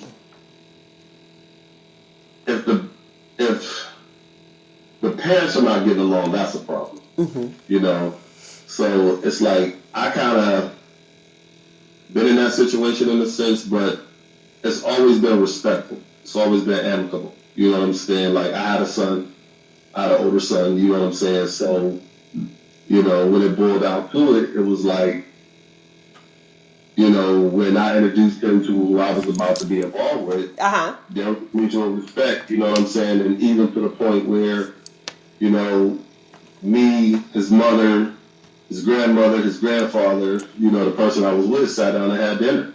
Okay. You know, because it was a mutual, you know, because, you know, she was pregnant at the time with my child, so it was like, listen, this is what I'm with, this is what it is, this, you know, this is the whole situation. So it's always been a respect factor. You know what I'm saying? So I just feel like when it boils down to it, it's up to the adults to be adults about the situation. You know what I'm saying? Especially when you have kids, because it affects the kids as well. You know, if they see the parents arguing and going back and forth, that affects them. Because that's their mom, that's their dad, and then they have this new person in the middle. Mm-hmm. So then they're caught up in the middle, and it's like, okay, what are they supposed to do? You know what I'm saying? So it's just all about a mutual respect. That's what it's all about. Okay, so do you think she was right in leaving that relationship? I don't know, because I'm not in that relationship. No, I gave you the scenario. She was just a little bit. Okay. 5-year-old son. Mm-hmm.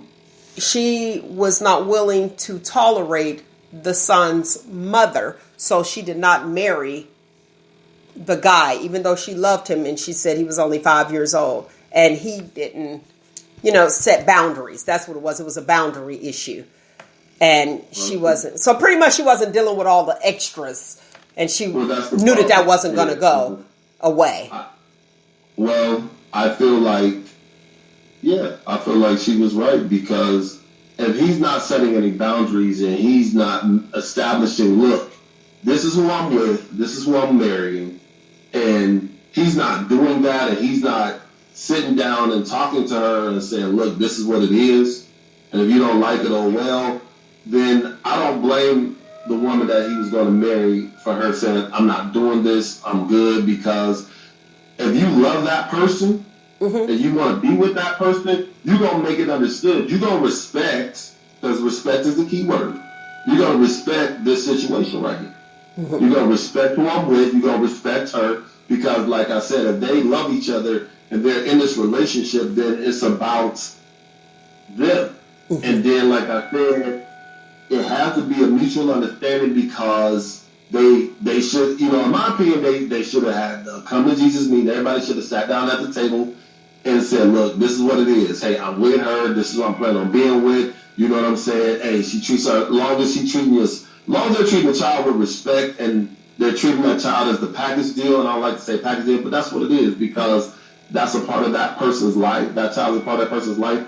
Then it shouldn't be respect factor. And if it's not going to be a respect factor, then she should walk away. I like that you use the term package deal, because some people look at it as baggage. No, it's not baggage. Your child is not baggage. I don't like that. Your child is a part of your life. That is a part of you. That child comes from you. That child is a part of you and another person. So, yeah, it's a package deal. And the reason why I say package deal, because if you have a child and you're with somebody, that child will be with you for a lifetime, because that's your child. So it's like, it's a package deal in the respect of the matter of that, hey, if you're going to love me, you have to love my children. And you have to... You would hope that they would, though. You would hope that they would. But some people don't. You know what I'm saying? Some people don't like kids. Or some people don't want the package deal. You know what I'm saying? It depends on the person. You know what I'm saying? Some people can handle the package deal, some people can't. You know what I mean? It depends on the baby mama drama. You know what I'm saying? Because you always got them crazy baby mamas that be out here doing crazy stuff. Not at this age. Not, you know what? Baby mama drama at this age, I'm out of here. If you can't control that, I'm out. I'm totally out. Like, that is nuts. You should be out. You should be out when somebody's not handling their business, I guess you would say. You know what I'm saying? Not doing what they need to do. Like I said, as coming from a man's perspective, I can't speak from a woman's perspective, but coming from a man's perspective, if I'm in love with this woman and I'm with this woman, then my whole thing of it is that you're going to respect my situation. You're not going to come disrespected. You're not going to come talking crazy to her. And like I said, as long as it's a mutual understanding, like in my case, it's always been a mutual understanding. You know what I'm saying? It's not going to be no disrespect. You know what I'm saying? Because we have children, and like I said, it's going to be a respect factor when it comes to the children. It always has been, always will be. Okay, and yeah, that was great advice too. I think that she did. I agree with you. I think she did the right thing, especially if her needs weren't going to be met, because you do have to. I call him my love guru, my relationship guru. I call him Doc King, and he was saying how you have to write things down, the pros and the cons. What do you accept in a relationship? What won't you accept, and not deviate away from that list that you have. And once you deviate away from that list, that's when you're headed for divorce, or the relationship will end.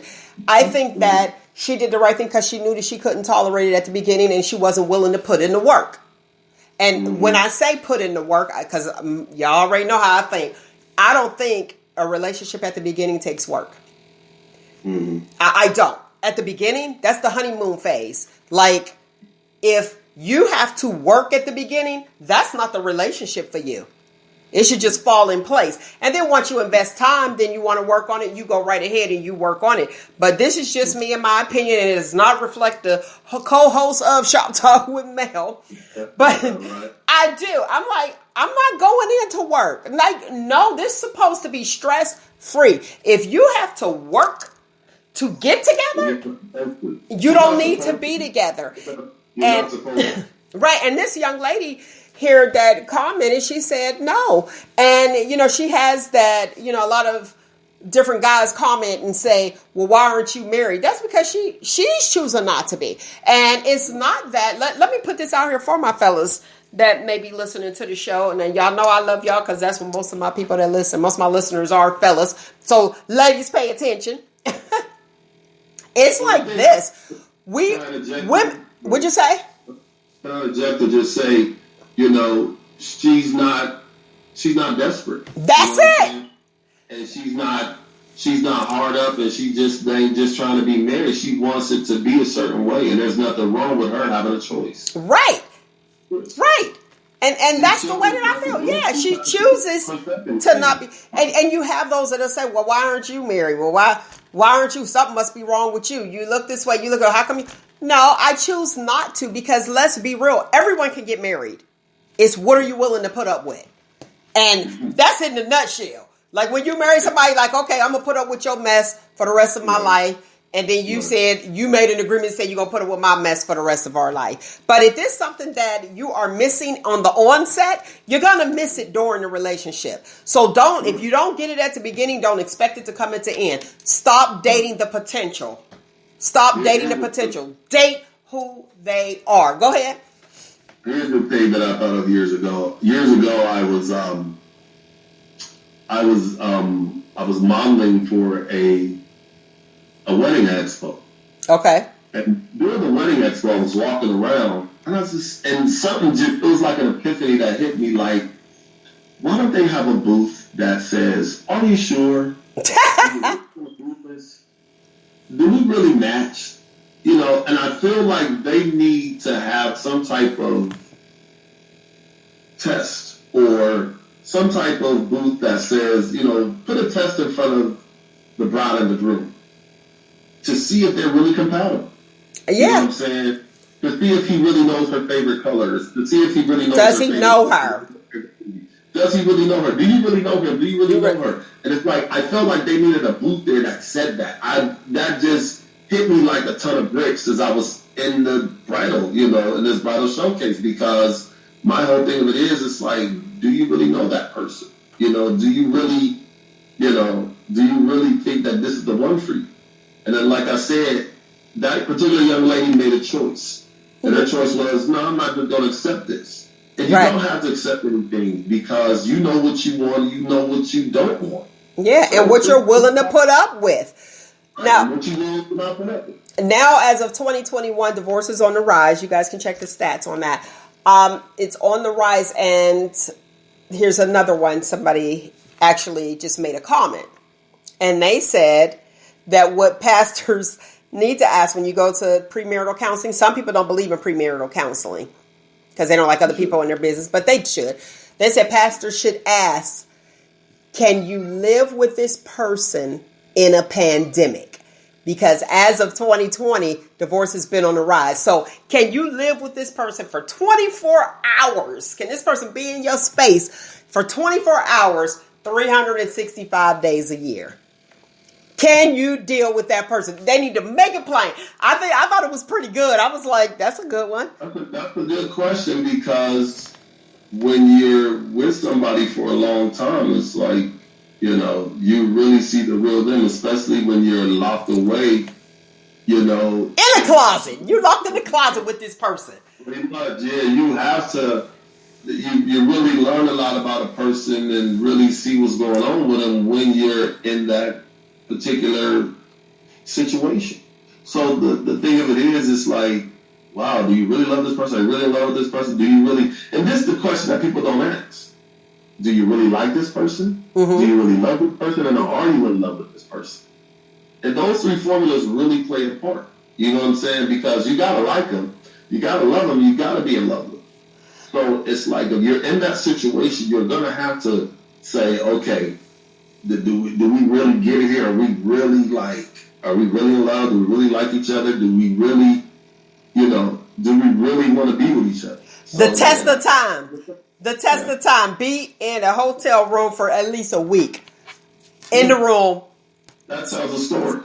You be like, oh, no, well, we almost did this, right? And do it way before the wedding planning. Because a lot of people get married. Honestly, a lot of people go ahead and go through with the wedding because they've already invested and they don't want to disappoint the family. I think people don't do enough research, and this is something I thought about years ago.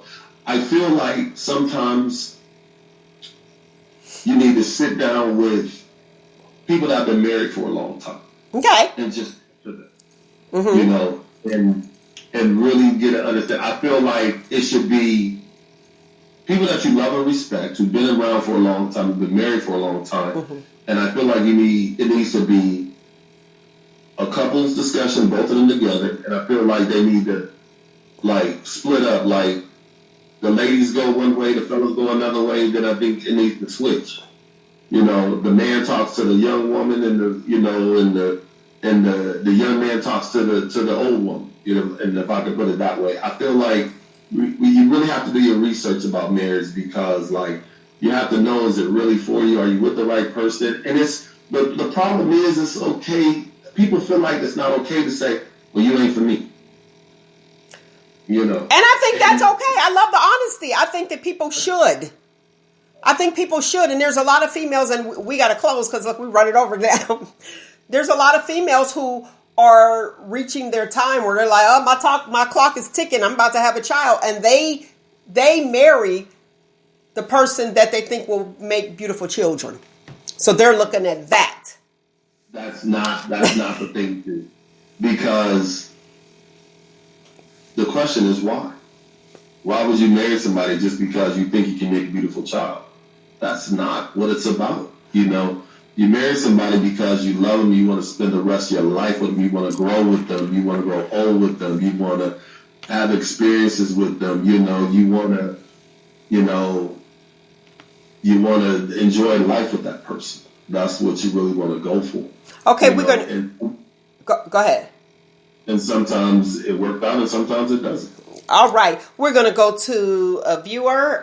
We have here, they need to focus on each other and the future of their marriage, not the wedding day, because that day is just a celebration. And if you have two people that like to party, they just looking at the whole party. And most of the time they end up having an argument about the big celebration. You know what I mean? But that's right. What you do. So thank you for your advice.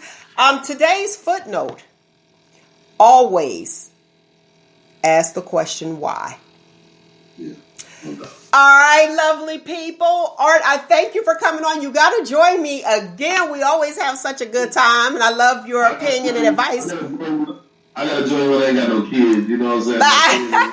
You got to come into the studio. Once the pandemic over, come back into the studio. I'm trying to stay safe. Yeah, I'm trying to, stay safe, and we're doing it this way. But yes, we need that, because then we're all really focused in and not distracted with, the outside distractions that we have. But there are children. And so you guys, I have... Thank you, Art B, for coming on. And he is an active father. You see that right there. Look. Appreciate it. Thank you for having me. Shout out to everybody. Stay safe. You know what I'm saying? Take care of yourself. Think healthy, be healthy. You know what I'm saying? And, and just be vigilant of what's going on in the world. You know what I'm saying, out here, because it's important. So, definitely. Thank you again, Mel, for having me. I appreciate it. My friend, my sister for life, anytime, hit me up, like I said, we'll do it again. Hopefully I have to feed my kids early. Yeah, you got to get them early. You got to get them all together. Get them all together early, you know what I'm saying, to get them out the way. But thank you again for having me. I appreciate it. It was a good time. I can't wait to do it again. All right. Truly a pleasure. All right, listening audience, I want to put this out here. You guys know Shop Talk with Mel every Saturday from 10 a.m. to 12 noon. Check out Brown Skin on Mondays, 4 to 5. That is a clear and uncut conversations about us. Nothing is off the table. So if you want to know about it, reach out to your girl. Let's see. The email address is shoptalkwithmel@yahoo.com. Check out the website, shoptalkwithmel.com. All socials, like us, share, comment, do it all. at Shop Talk with Mel. And listen, I'm trying to get it going. Y'all got to check out the YouTube page. Like the YouTube page so I can get some money up in this mug, okay? All right. Find you, embrace you. Most importantly, always, always love you. Until next week, people, you know what it is. Shop Talk right here every Saturday on all your social networks. And your podcast, your favorite podcast. Under Let's Shop Talk, I got you covered. Peace.